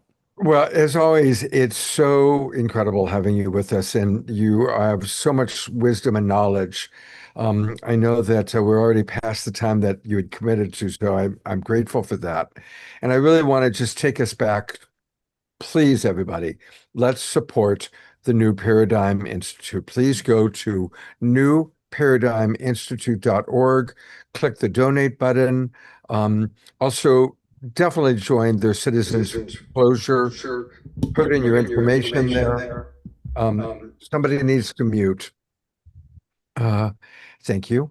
So yeah, this is really important. I mean, we are alive at such an incredible time in human history, just extraordinary. And like Danny and Sarah and Alan, I've interviewed hundreds of people that have had connection with ETs or deceased ancestors or angelic forces. And there is a general consensus from voices from beyond, if you will, that this is the time in human history where we're at this incredible tipping point where we either do an Atlantis type blow it or we have an incredible rise in consciousness. And so it's so important for us to come together as we do on shows like this one and all of our other colleagues that we work with and supporting organization. And really, Danny's organization, what he and Sarah are doing, this is the premier organization for this part of our awakening world. So, Danny, Sarah, I'll turn it over to you, and of course, Alan, for any final thoughts. And then we're going to have an Omar Shar song. And we still have a lot of Global Peace Tribe show left. But I want to give Danny and Sarah and Alan a chance for any concluding remarks.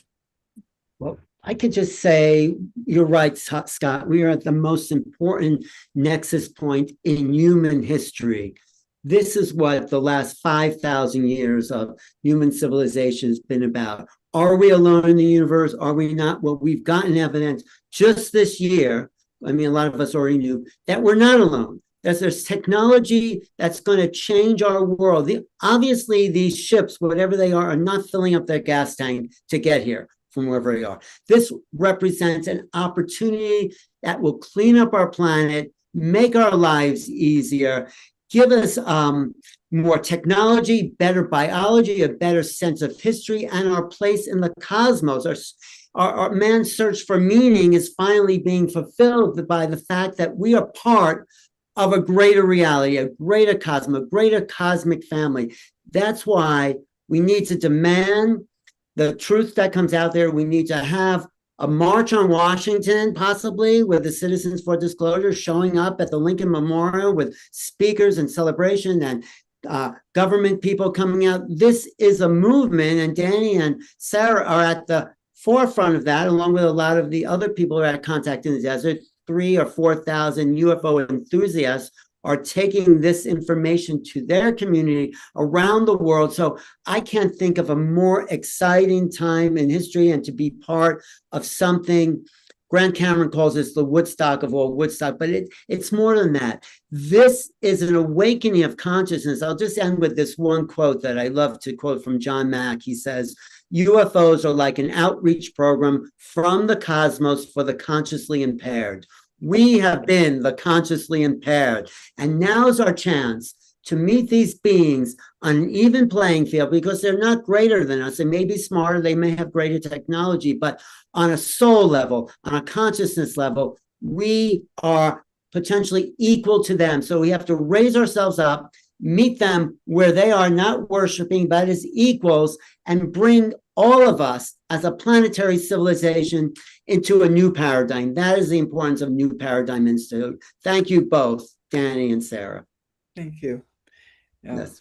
And I agree. I agree with all that. Scott and Lori, for inviting us. Lori, you have been a supporter of ours for years. It's been really important in helping us be able to do the work that we do. And thank you so much, both of you. And just, I want everybody to realize we're not alone. There's a lot of us, 18, what is it? 1 billion people went to the government site on UFOs in a very short period of time, within a week or something. 1 week. There's a billion lot in the first of week. people in this world and in this country that find this very interesting. And let's all come together to work with everybody and to help everybody make this transition, because it isn't going to be just totally roses, because there will be disinformation, there will be things that are confusing, some people will get afraid, and so if we all work together, we can move towards a new paradigm in a positive way.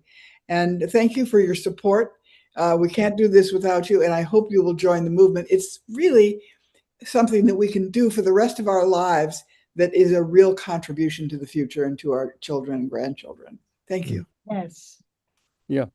So I was just saying, closing, look at that. What's really important is that all of us that have been part of the New Age movement, the New Consciousness movement, et cetera, take the next step and become activists. You know, that it's really important. I mean, these are important conversations that we have. These are very stimulating, very interesting, et cetera. But a substantial plurality of people, when they get done having these kind of conversations, just go right back to their normal life. And the simple thing is, if you sign up to be members of the Citizens for Disclosure, it's completely free. You know, it's completely free. You just sign up, and we send you the notices. We send you the information about your representatives. We send you information about what the bills are that are coming up and what steps need to be taken. It's all a free service, and that what we want you to do this, and so that we would hope that out of 103 people that are participating in this particular discussion, that we should get the 100 of the people, other than the 7 or 10 that have already signed up, to sign up, because there's no reason not to. I mean, you may say, "Oh, I get so many things in all my email, I can't even sort through it." But the fact is that this is something you'll want to see. That's why you're here today on a Saturday afternoon. So I'm asking you to take the concrete step of signing up and becoming Citizens for Disclosure, and if you can, you match Scott's offer. Please do. Really. To be sure, we will send you a link for the Sunday series. This is an opportunity to bring your family members and your neighbors together to watch on a Sunday afternoon, starting at noon Pacific, for 4 Sundays following the opening of the film on the 12th. The first one will be on the 14th. It's a great thing to have everyone come together and listen to the question and answer period with Danny on what that film's all about. It would be fun. Yeah. Everybody sign up. And Alan and I, a week from tonight, we will have just seen the movie. And so the Awakening World, a week from now, will be commenting. And we're going to have the Hertox will be with us, and Alan and others really talking about, okay, we've seen the movie now. What did it bring up? What's the reaction? What are the reviews? And by the way, the early reviews of the film have come out, and they're very, very positive. And again, it's all about empathy and compassion. But everybody, please join the Citizens for Diplomacy movement. One more time, you're going to find it at the organization, which is the New Paradigm Institute. And absolutely, everybody should be joining this. And not just the people in our Zoom room, but, we're going out to 150 broadcast partners right now. So all of you are on computers, go to the newparadigminstitute.org. We're going to go to an Omashar song right now. And while he is lifting our spirits, let's all register, sign up, and most of all, please donate. Please donate so we can support Danny and Sarah and their wonderful work. And we have a wonderful show still ahead. We've got Alan's friend, Star Kelly. We've got another Ashoka, and we've got some important announcements. And I'll also read some of the comments that have come in. Hundreds of comments have come in from the chat, and I'm going to read some of those as well. So, Danny, Sarah, we love you very much. Thank you so much. And I'm going to turn it over to our wonderful house musical artist, the one and only Omashar. I just need to find where he is. Where are you, Omashar? Now, he's got to be here somewhere. There he is. All right. Here we go.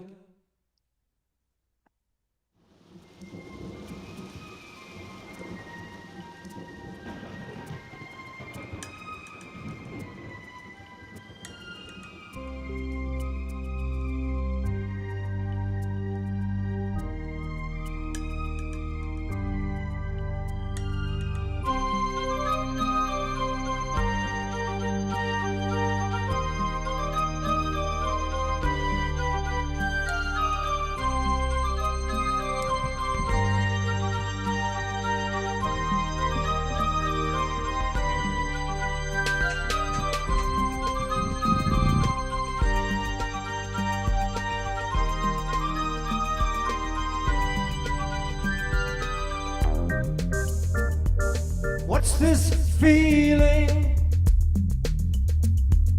deep inside of me? New adventure, a whole new journey now that I see, and my head's above the water. I am new, I am life, I am everything I dreamed of. Whoa.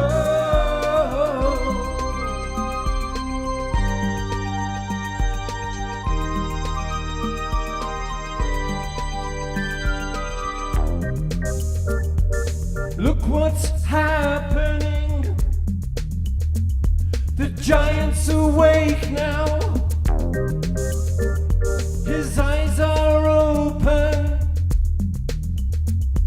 seeing into the dark of the night.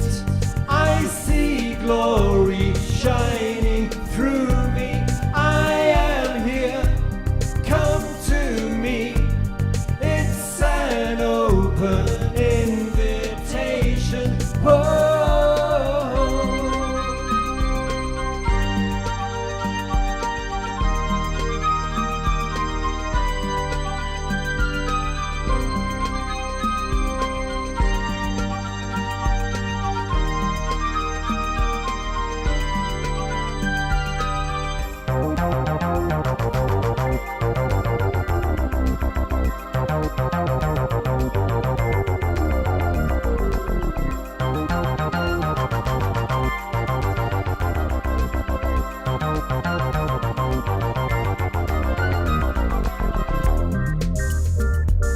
What's that over there calling to me? Mystery beckoning. Could it be destiny? It's my life, it's my waking dream creation. I am clear, I am free, I am joy in incarnation. Oh.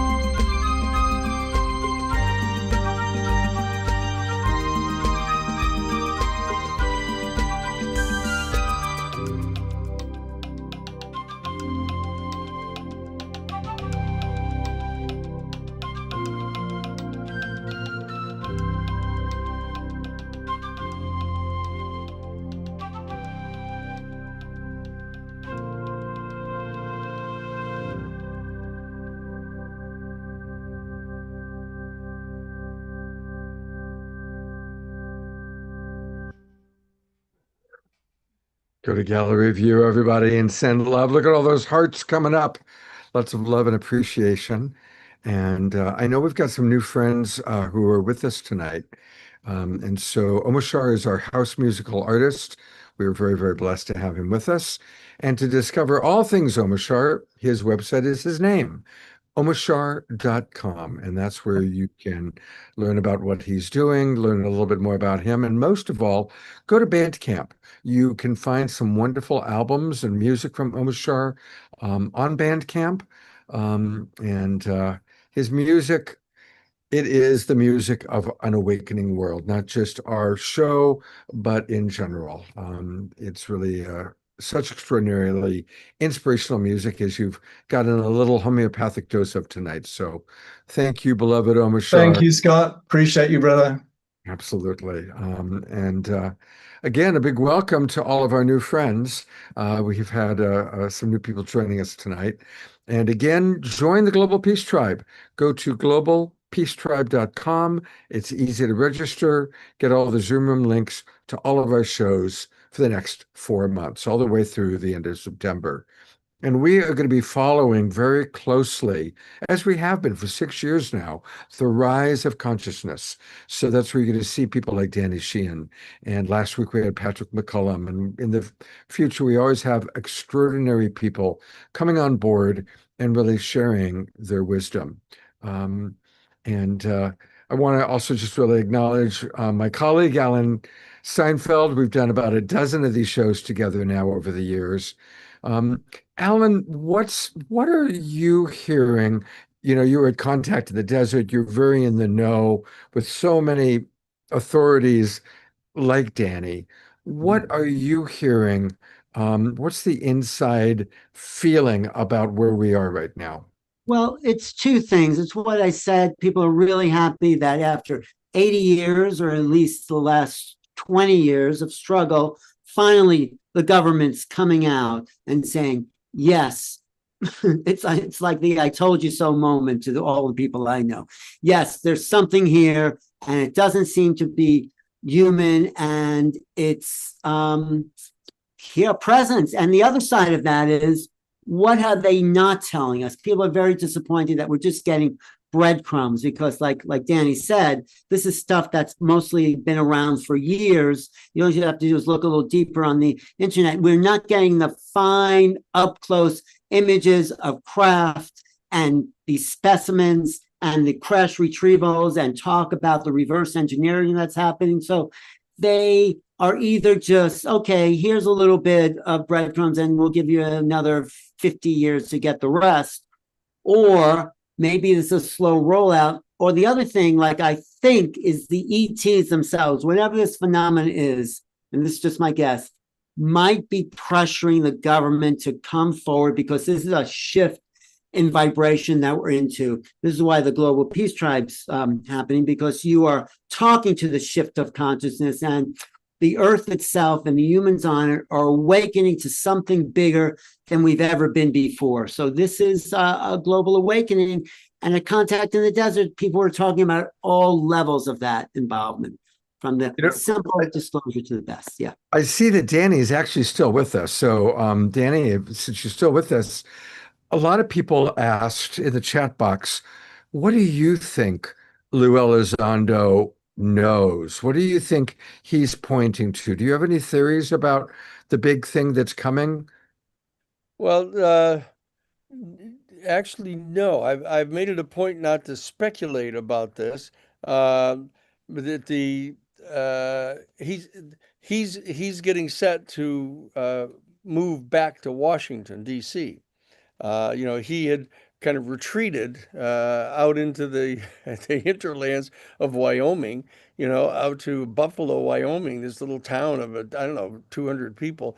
But he's coming back to civilization now. He and Jennifer are going to be packing up, right at the end of this month, moving back to Washington. So he knows that there's another big push coming. There's going to be some institutionalization of this process of working with this information that's now out in the public domain.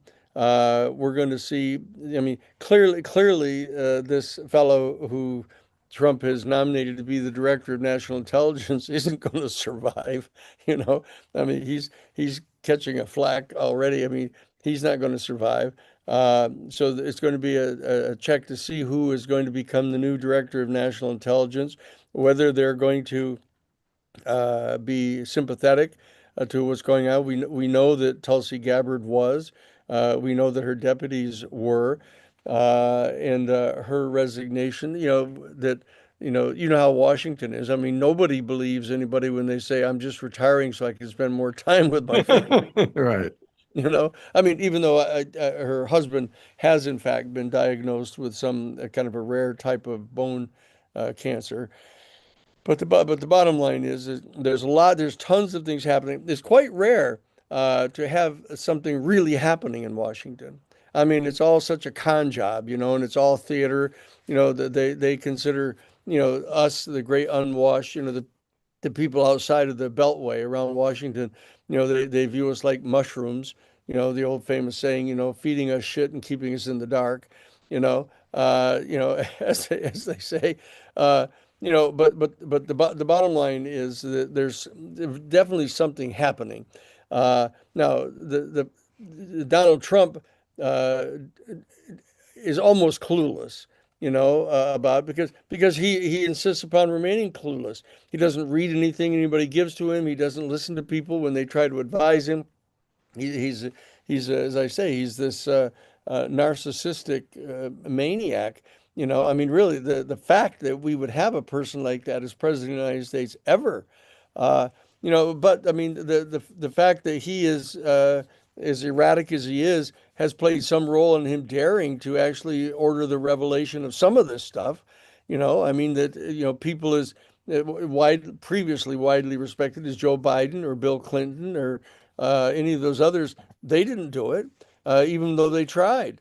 And Obama didn't do it. Everybody's favorite. He didn't do it. So the fact that Trump has done this is got people stirring around in Washington D.C. That I mean, more than half of it is people being crazy at him for doing totally crazy things. But there's some things that he's done that some people think are okay.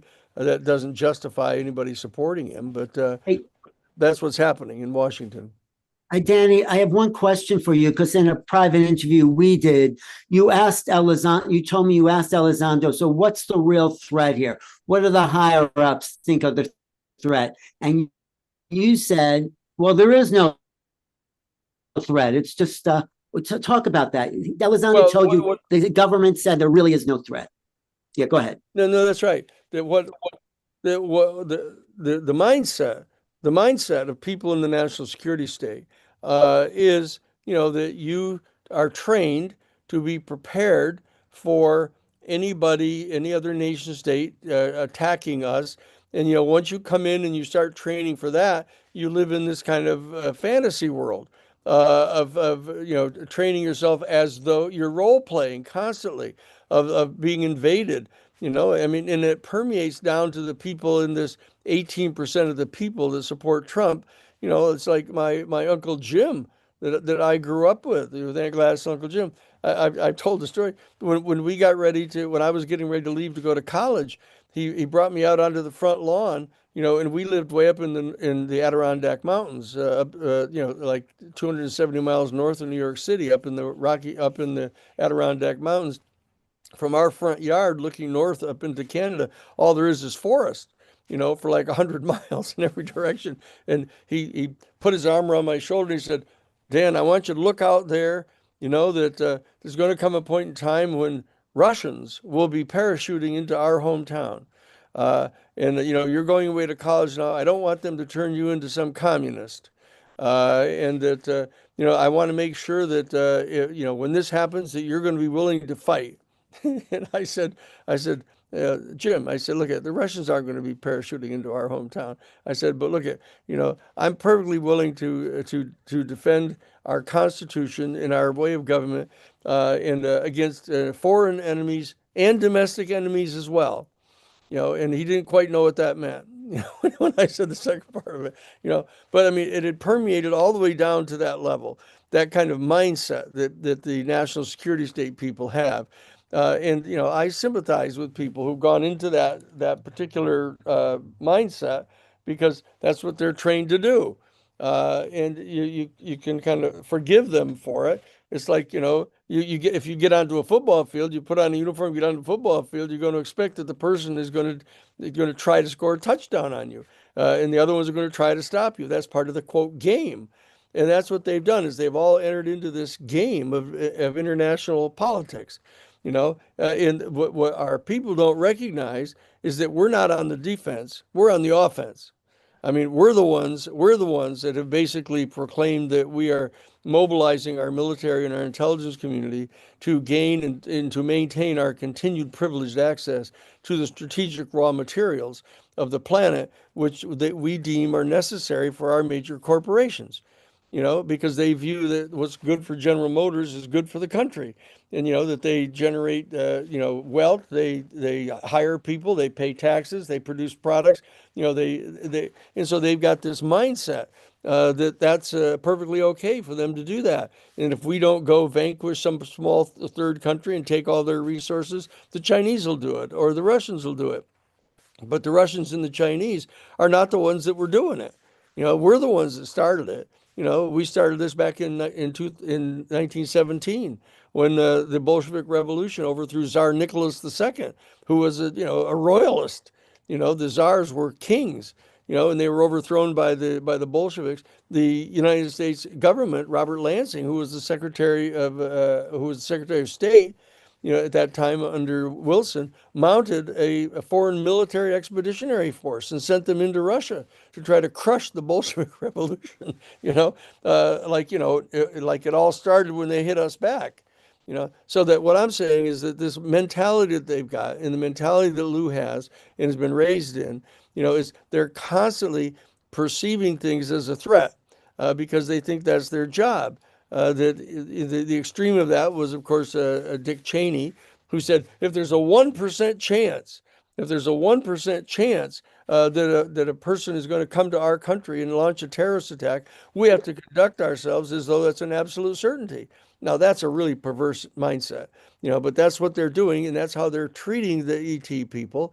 Yeah, intelligent people who most of them are. I mean, Chris Mellon is a very intelligent guy. So is Colonel Nell. So is Lou and and Davis. All these people are smart guys. Jay Stratton.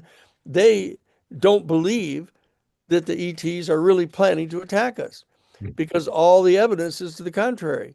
So that deep in their heart, they realize it's not a real threat, but they're trained to prepare for a hypothetical threat.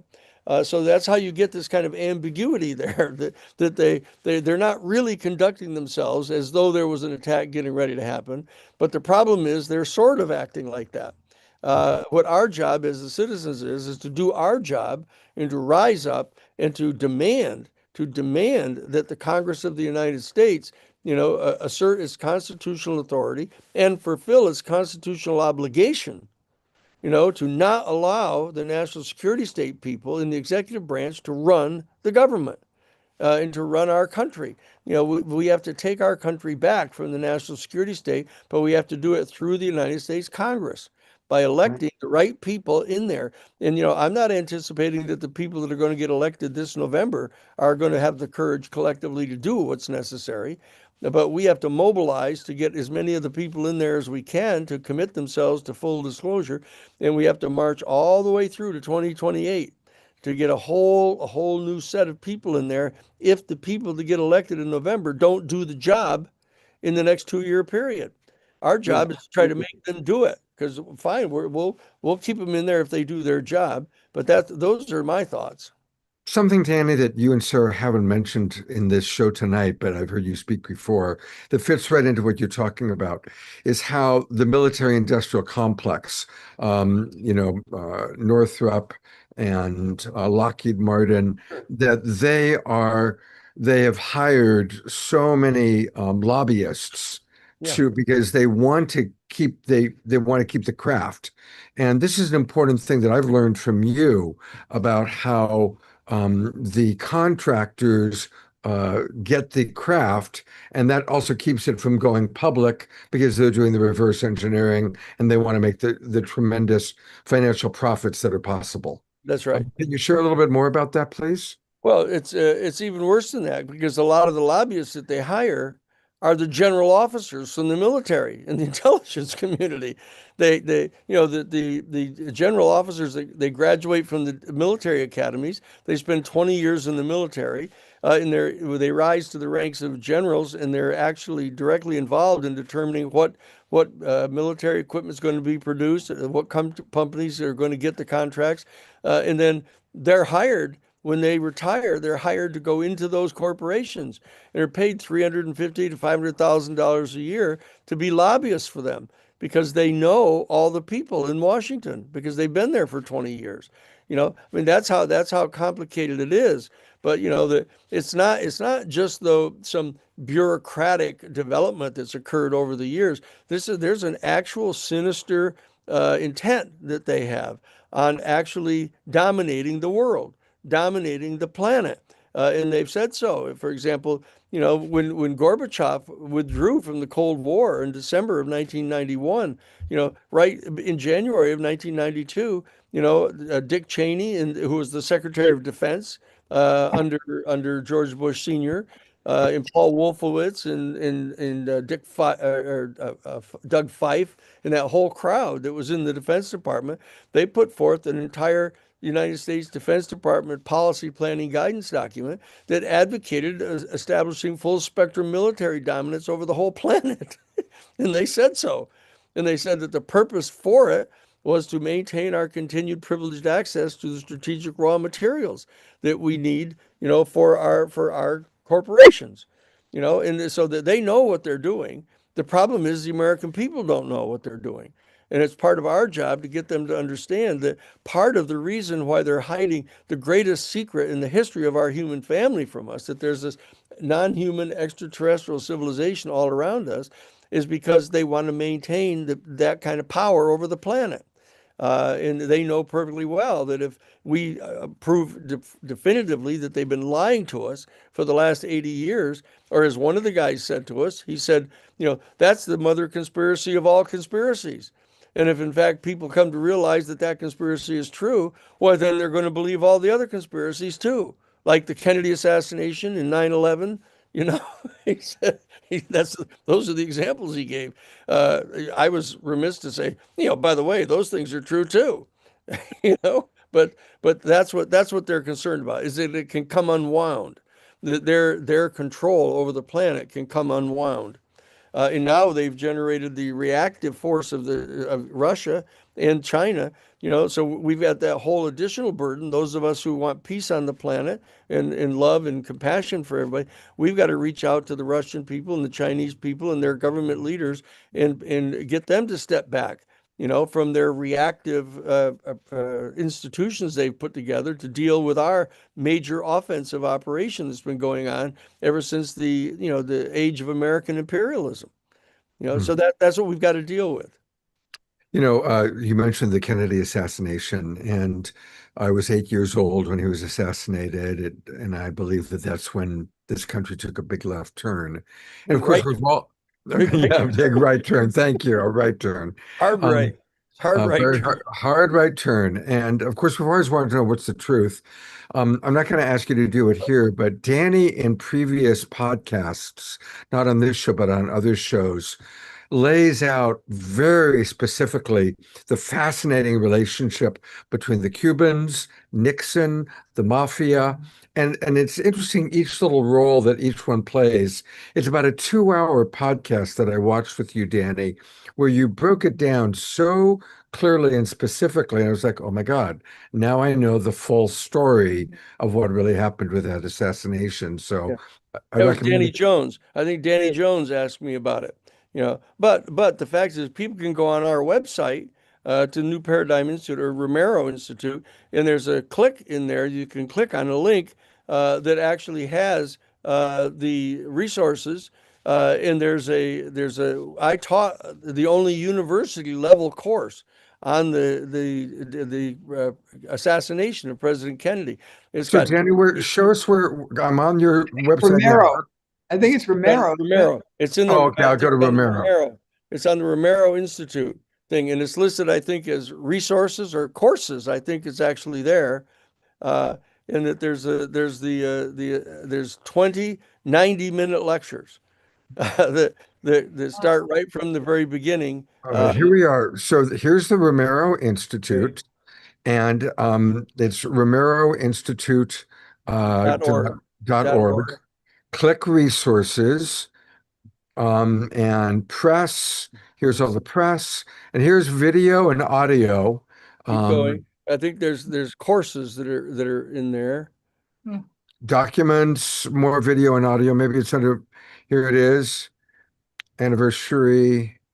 Karen Silkwood report. Everybody, Danny was her attorney, Karen Silkwood, who they made an entire movie about her murder. Yeah. He was very involved in going after the Iran Contra. So there's so much fascinating stuff here. I still haven't seen the JFK one yet, though. Okay. These are all the trajectory of justice. These are the Karen Silkwood case, the Constitution underwater. There's a keep going here. Those are your classes, aren't they, Danny? These are classes here. Yes. Wow. With all resources. But there's the JFK assassinate it's called the alternative theories of the assassination of President Kennedy, and it's there's 20 90-minute lectures there. I'm doing the search bar. It's not coming up under the search. I tried putting JFK in here. So I can't imagine that it's not still there. yeah. Well, we'll take a. Well, if it's not, we'll have to figure that one out. What happened? Yeah, we'll check it because it was on there. But we'll make sure it's back there. But it's, Yeah, as I say, it starts out with the lone gunman theory and goes to the theory of the mafia did it, the theory that the CIA did it, the theory that the Cuban government did it, the theory that the Russians did it. Each one of the classes is devoted to one of the different theories until you get to the last two classes, the 19th and 20th classes. It goes into great detail chronologically exactly how it happened and who did it and who authorized it and why. Really fascinating. So definitely let's get that back up there because when I watched it, it was like, oh my God, after all these years, after 50 plus years now, I finally know the truth of what happened. So thank you for that, Danny. Thank you. Thank you, Danny. Great work. Where's your next stop? What you're going to be doing these weekly lectures after the movie, right? I do the weekly lectures after the movies. I've got the weekly podcast that we do for SpectraVision radio that we shoot it every Tuesday and they release it Wednesday evening or Thursday morning. And then we've got I'm going to Washington to be there for the 25th for the UAP Disclosure Foundation thing. I've got I've got to do a couple talks about the threat to Cuba right now that Trump is getting ready to try to, he's already got the Justice Department to indict Raul Castro so that theoretically he could justify going in and knocking out all of the military facilities of the Cuban government and then kidnapping him. So, these are the things that are going on. And I'm going to, when I'm back in Washington, D.C., I'm going to find out, what it is that is causing Lou to move back to Washington, after Jennifer was just emphatic that she didn't want to be there anymore. But so something's happened. So they're getting ready. Keep us up to date. I'm sure I'll see you guys somewhere. And thank you for the amazing work and dedication to being a public defendant, really, to all these very important issues that will change the planet. No. Defender. Defender the other guys. Danny, Sarah, thank you so much. And Alan, I know you've got a special friend that you are going to introduce who's going to provide a little bit of an experience for us.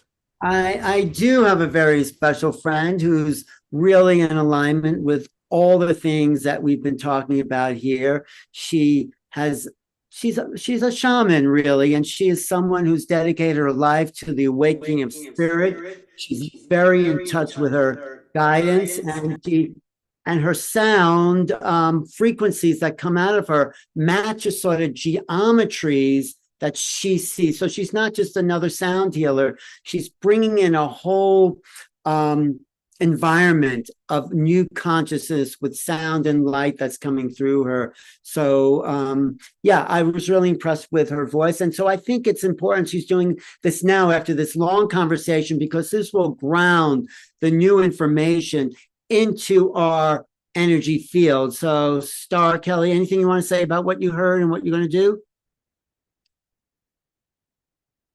I'm so grateful to to be here, to be a part of this, and to have listened to this conversation. I'm so aligned and so on board, and yeah, so aligned with so many of my experiences as well. So, yeah, describe your aspect of sound healing. My aspect. What your input, what your vision, how you do it. Sure. So I work with guides. First of all, I trained to sing opera for many years when I was young. And so I worked with a lot of different frequencies in my body. And in recent years, which was also very important, and they taught me a lot about sound and a lot about sound vibration. But they started teaching me in recent years, basically this, geometric matrix of like making this sound and then making this sound. And so they kind of guide me which sounds are needed or which sounds are helpful in the situation. And they've also had me do a lot of different types of drills to make different sorts of sounds for different reasons as well. Right, and you were trained as an operatic singer, so you have those high frequencies. So could you do some of these sounds and geometric vibrational frequencies that will help us awaken to this new reality of ET contact? Sure, yeah. I've been channeling a song already, and so it's kind of it's been brewing. Okay, let's do it. Okay. I have a feeling a little light language will come through as well. Right. Okay.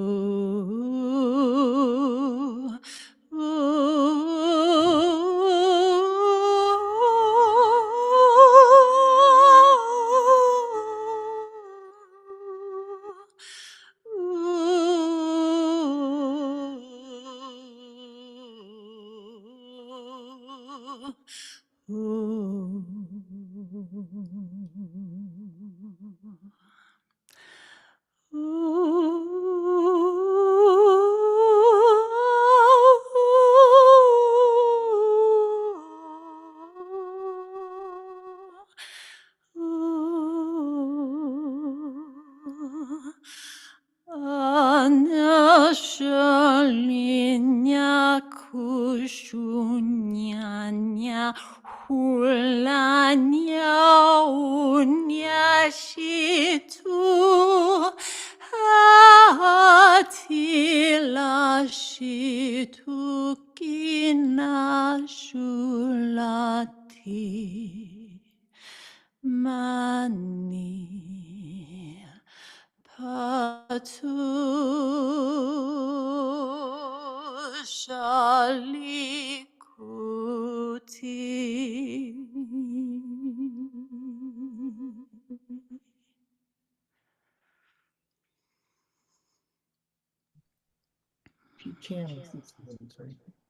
Okay. Beautiful. Thank you so much. Let's all give her some twinkles and appreciation. Thank you. Thank you. And Star, maybe you can put into chat box how we can find you. If you've got a website or a place, that would be great. Sure, I'd love to. Thank you. Thanks for this opportunity. And I want to thank our good Amanda, and everybody could mute because I'm getting an echo. Amanda found Danny your courses. So here it is. I'm going to leave it up for a little bit, and we've also put it into the chat box for those of you in the Zoom room. There is his courses on the JFK assassination from 13 years ago. But as he said, each one is fascinating, goes through the entire history, including a complete flow chart that I was just looking at. So here they are. They're in the chat box. And a big thanks to Amanda who found this for us. Thank you very much, Amanda. Well, I have Lori with me, and of course, we've done many projects and collaborations with Lori and the Sunrise Center. And of course, our audience, our regular audience, knows and loves Swami Beyondananda. He's been on the show recently, and he's been on going all the way back to the beginning. And Lori, do you want to share a little bit about what's going to be happening? Well, on February, excuse me, on June June 12th. 12th, we're going to be doing a fun show that Swami Beyondananda has done called Swami Beyondananda Wanted for Questioning. And we're going to take a look at, I mean, when I see him and when he presents, I can't stop laughing, just one time after another. And then in Sunrise Center itself, a smaller group of us will be looking in community at and sharing how does humor work in our lives? What is it that we bring? And we're serving food, so it's a good hosting. He's going to be coming straight to us from Ashland, and it's going to be really great as usual. And people who come in person to Sunrise Center can get our membership tickets half off. And he is also going to create a special follow-up group for participating in the show. So Great. And so just to be clear, if you're in the San Francisco Bay Area, come to Corte Madera, just north of San Francisco, for the live event, or you can also catch it online. There'll be a Zoom broadcast because, of course, most of our friends are online. And so if you go to sunrisecenter.org, sunrisecenter.org, click events, and the first one that comes up nice. is there right here. There we are. There's Swami with Lori, and just click get tickets. And it's $15 for Zoomers. It's $25 for the big screen VIP experience. And there's an early bird discount. Again, this is $20 if you sign up now to come live in Corte Madera, or you can come for $15 online. And so it's going to be a lot of fun. And I'm sure many of our Zoom roomers will be there.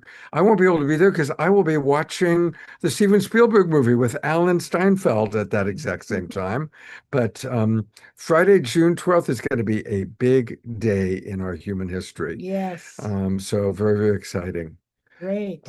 So thank you, everybody. We are going to conclude with Kirtan from Ashok. And just want to thank everybody for being with us. It's been a powerful show. And I'm going to bring up Danny and Sarah one more time just for us to appreciate them. I'm also going to bring up our house musical artist, Omashar, who makes all things happen. And our new friend, Star Kelly. Thank you. But before Ashok, we've got something very important. Every week now, we have prayer time. And leading our prayer time is our beloved Diara. And so this is a time for us to come together as family, as tribe, and to do some prayer. And take it away, Diara.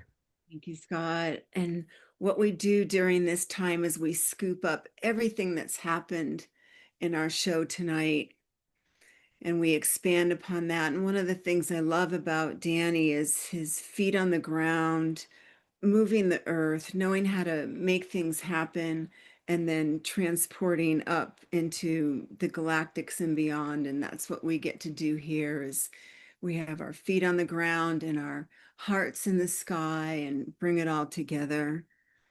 And we're learning how to hold it all, to be both and. Even in tonight, we see that there are so many diverse perspectives. And as our capacity to allow for diversity grows here amongst ourselves, all the species here on our planet now, we can increase our capacity to allow for that diversity above and below. So bringing that in, breathing that in even more now, taking in the beautiful language and sound vibration that Star brought in, that Omashar brings in, that Ashok's going to bring in again. and just really using all our power to take this invisible energy and to scoop it up and out, sending that light out, touching all the minds and hearts that have yet to awaken, and blessing all the young ones that are here that are wide awake, and letting them know that we see them. And when we see them, we smile and let them know that they are not alone, that they are seen as well. And one of the things that we do also in our beautiful tribe, in addition to taking this expansive energy and using it for the good of all, we also bring it right down to the individual, all the individual needs. And tonight, in addition to those that we send the love and prayers and healing out from our hearts, I'd like us to send our love to Scotty Satori, our healing love and light, and just amplify his health and his healing. And bring in anyone else in your mind and heart to take part of this, but sending this out to Scotty. All your cells receiving this love and light.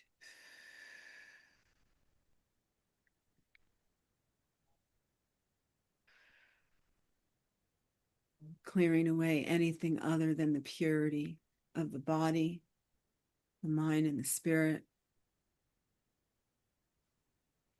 And then as that continues throughout tonight and beyond, we also take as much of that beautiful energy that we've co-created and bringing that in, filling our own cups, helping ourselves be resourced, as Scott says.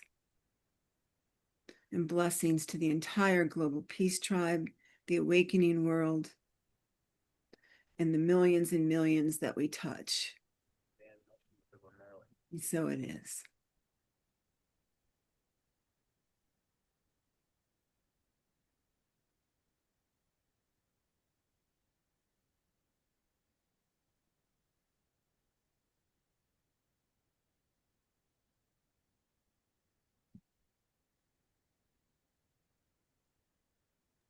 I was doing a whole prayer for Danny and Sarah, and I was muted. Wanted to just really ask for maximum grace for Danny and Sarah and the New Paradigm Institute, the work that they're doing. May they get all the support that they need to do this great work. Maximum grace. Maximum grace. Okay. One last thing, I do see there is a website here for our new friend. Oh, whoops, it says private site, currently private, so I'm not allowed to open it up. Unfortunately, I can't do that. But I wanted to show Star's website. So Star, that's what happens when I click on it, just so you know. All right, we are going to conclude with some beautiful kirtan with our friend Ashoka. And so please stay with us. And here we go. I'm turning it over to you, partner. Thank you, dear Scott. I'll sing a chant called Jai Guru. Thank you, dear, for your beautiful prayer. And as dear said, that clearing the impurities. So Jai Guru. Guru means the one who removes darkness, the imperfect. And Jai means victory. So it's a simple chant called Jai Guru.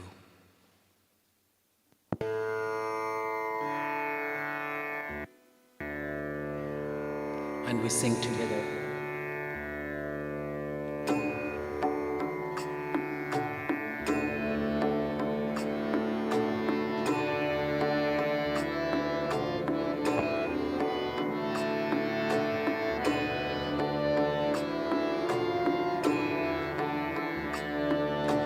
Jai Guru, Jai Guru, Jai Guru, Jai. Jai Guru, Jai Guru, Jai Guru, Jai. Jai Guru, Jai Guru, Jai Guru, Jai. Jai Guru, Jai Guru, Jai Guru, Jai. Jai Guru, Jai Guru, Jai Guru, Jai. Jai Guru, Jai Guru, Jai Guru, Jai. Jai Guru, Jai Guru, Jai Guru, Jai. Jai Guru, Jai Guru,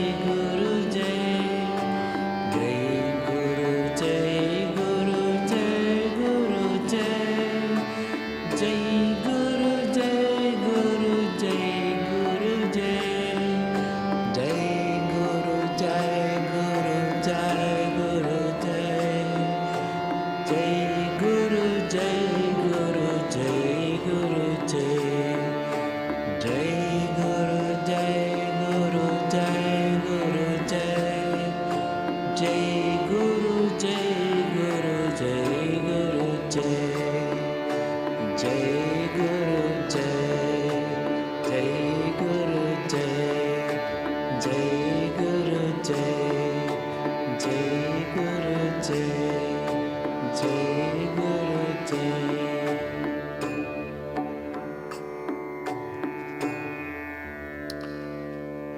The next chant is Hey Bhagavan. Bhagavan means the Lord, God or divine, whoever the divinity is for you. We just call the divine to be with us. Hey Bhagavan.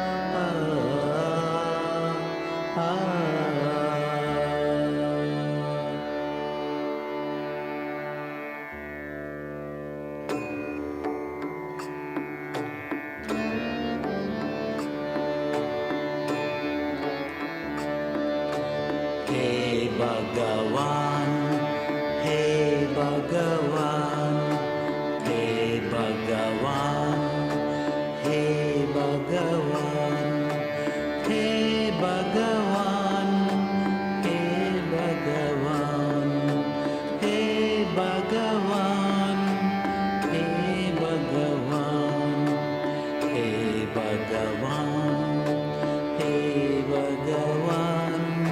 Hey Bhagavan, Hey Bhagavan, Hey Bhagavan, Hey Bhagavan, Hey Bhagavan, Hey Bhagavan, Bhagavan, Bhagavan, Bhagavan, Bhagavan. Bhagavan, Bhagavan, Bhagavan, Bhagavan. Hey Bhagavan, Hey Bhagavan, Hey Bhagavan, Hey Bhagavan, Hey Bhagavan, Hey Bhagavan. Hey Bhagavan, Hey Bhagavan, Hey Bhagavan, Hey Bhagavan, Hey Bhagavan, Hey Bhagavan, Hey Bhagavan, Hey Bhagavan, Hey Bhagavan, Hey Bhagavan. Bhagavan, Bhagavan, Bhagavan,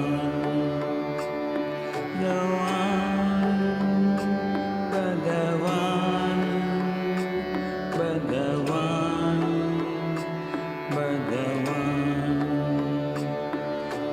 Hey Bhagavan, Hey Bhagavan, Hey Bhagavan, Hey Bhagavan, Hey Bhagavan, Hey Bhagavan, Hey Bhagavan, Hey Bhagavan, Hey Bhagavan, Hey Bhagavan, Hey Bhagavan, Hey Bhagavan, Hey Bhagavan, Hey Bhagavan, Hey Bhagavan, Hey Bhagavan, Bhagavan, Bhagavan, Bhagavan,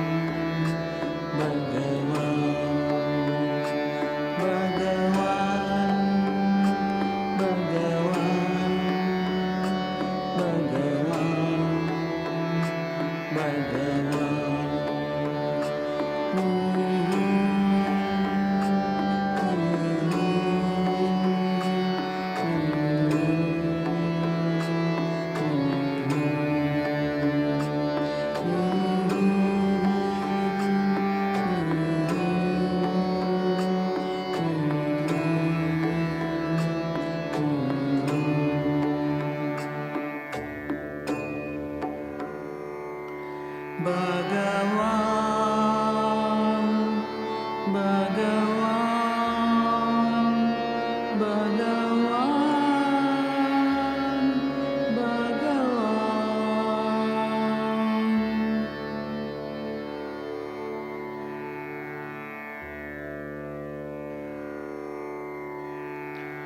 Allah complete with a prayer.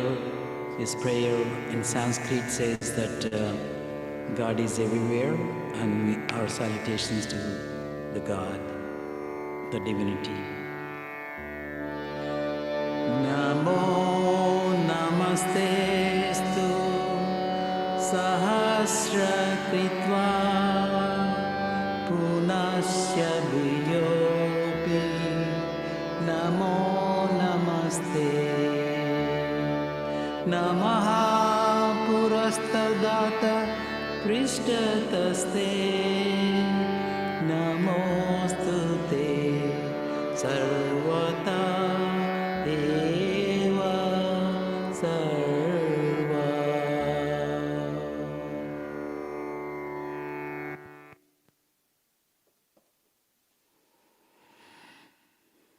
Ah, thank you, thank you, thank you. I'm going to go to gallery view one more time. And let's send Ashoka such a beautiful, beautiful soul, and his music just helps us to remember the divinity of life itself, which is so beautiful, Ashoka. Thank you so much. Thank you, dear Scott, Shar, and everybody, all the panelists. Be well. And a reminder that his website, such a beautiful name, excuse me, it's swankirtan.org, swankirtan.org. And that's where you can find all things Ashoka.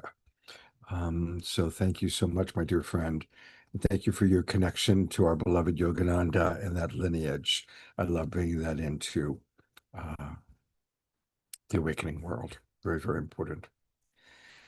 We are wrapping up, but I always like to let people know what's coming up. And we have a really fun show coming up on Wednesday night. We've had authors that we love. Well, we're going to be celebrating two couples that we love.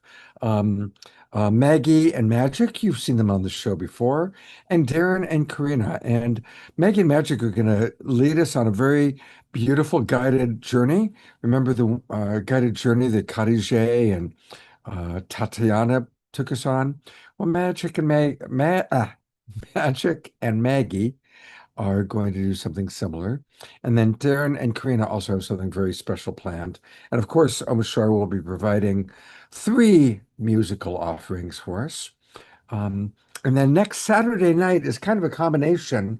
I'm going to be traveling with Tangela. Tangela, I'm meeting her. I'm going to San Diego tomorrow, be there for 3 days, go to Sedona. I pick up Tangela, and we drive to Albuquerque for a couple days where we will join up with Alan and the Hertogs and Linda Moulton Howe and others to watch the Spielberg movie. And we're going to stay in Albuquerque for a couple nights.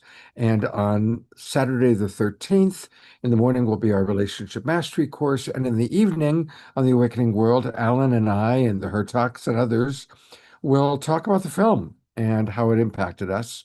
And we also going to have a couple of soul search healers with us. So it's going to be kind of a hybrid show, if you will. And then we're all heading on, and hopefully, if we're lucky, Omoshar will join us. I'm hoping he'll join us in Albuquerque. I know he's still working on that. And then we're all heading to Santa Fe for the Evolutionary Leaders Circle Retreat.